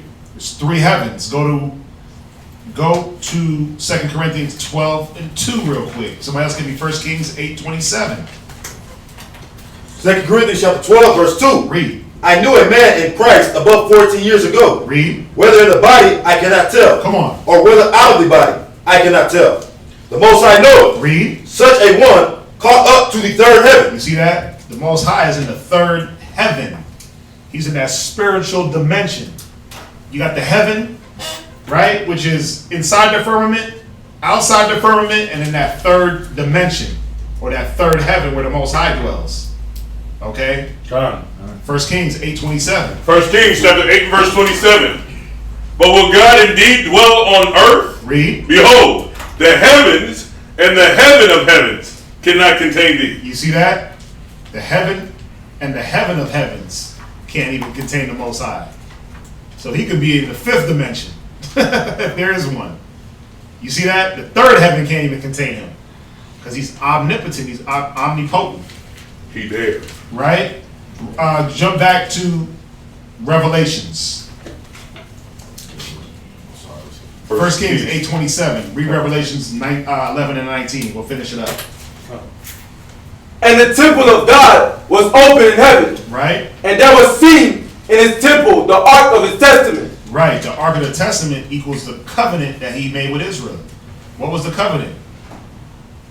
All of the, first of all, that we would have everlasting salvation, but the covenant that was physical on earth was like, I'm assuming like it was like kind of like a treasure chest with all of our relics and all of our. No. What was the Most High's covenant with Israel? There should be an everlasting world without end. Right. There was a few different things, right? Isaiah 45:17 would be a world without end. He said, "I will put my law." Jeremiah 31:31. I'm adding these now, but he said, "I will put my law in your inward parts. You will no more tell your neighbor." So you could put Jeremiah 31:31 in your notes. You could put Isaiah 45:17 in your notes.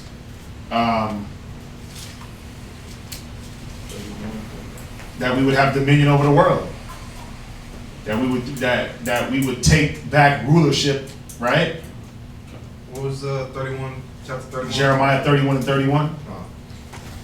Watch this. It's actually Jeremiah chapter 31 and verse 31. I'll read it real quick. It says, "Behold, the days has come, saith the Lord, that I will make a new covenant with the house of Israel and with the house of Judah, not according to the covenant that I made with their fathers in the day that I took them by the hand to bring them out of the land of Egypt, which my covenant they break." Because what was the first covenant? It was the law, right? What did we break? We broke the law. But what did we have to? How did we have to go about attaining the law? We had to sit down. We had to read it. Thou shalt not, right? Now it says, "Which my covenant they break, although I was an husband unto them, saith the Lord. But this shall be the covenant that I will make with the house of Israel. After those days, saith the Lord, I will put my law in their inward parts." Y'all get that? "And write it on their hearts, and will be their God, and they shall be my people." So what it's saying is that there's not going to be no separation this next time from the Most High. We ain't going to be able to be like, you know what, I don't want to serve you. I'm out. Let me go serve Ashtoreth or Belial, or let me go serve America, or let me go serve my son. It ain't going to happen like that. Right? Verse 34, "And they shall teach no more everyone his neighbor, and every man his brother, saying, Know the Lord. For they shall all know me, from the last of them unto the greatest of them, saith the Lord. For I will forgive their iniquity, and I will remember their sin no more." You see that?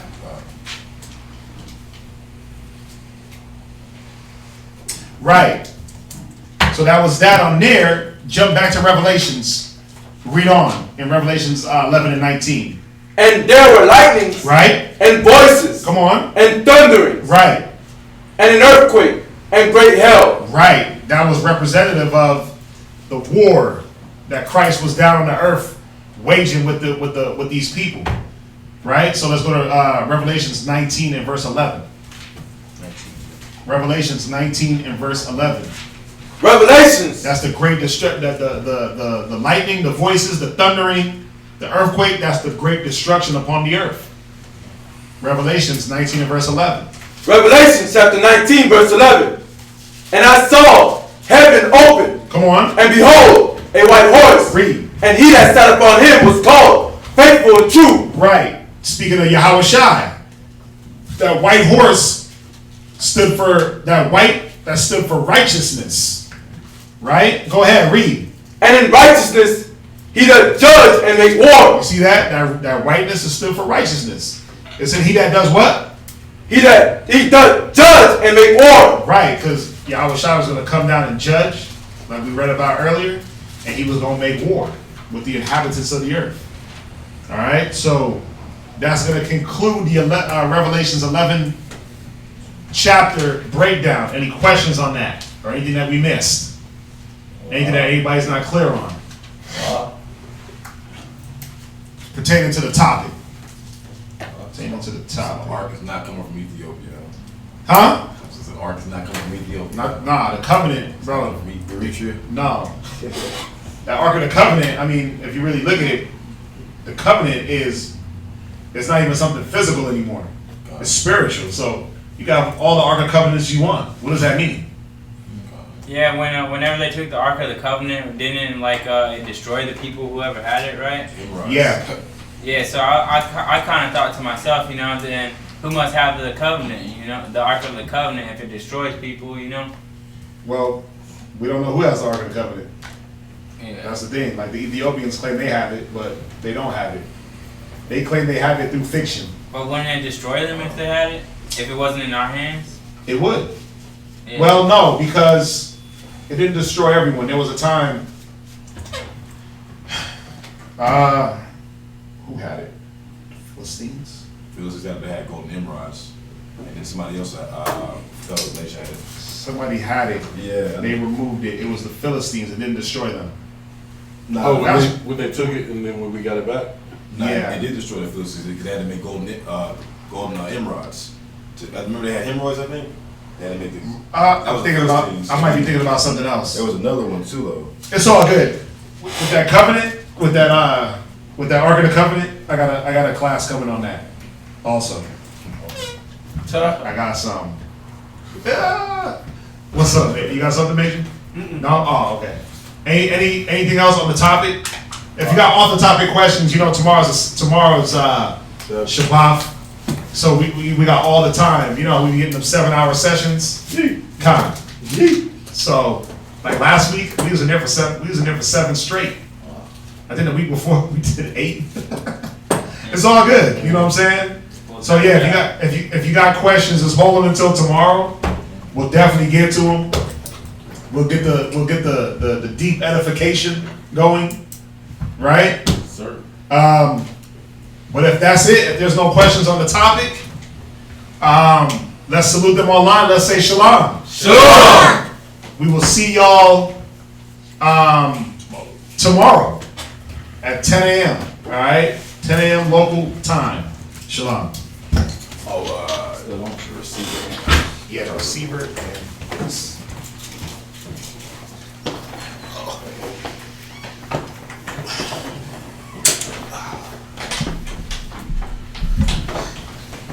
Gotta turn this off.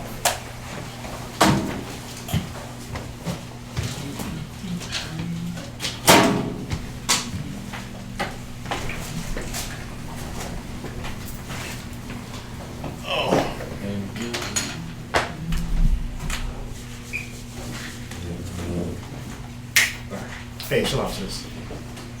So, how do I turn this off? Read? Right. Next to Wirecast? That's it? Oh, perfect. Okay, the what? All right, sure.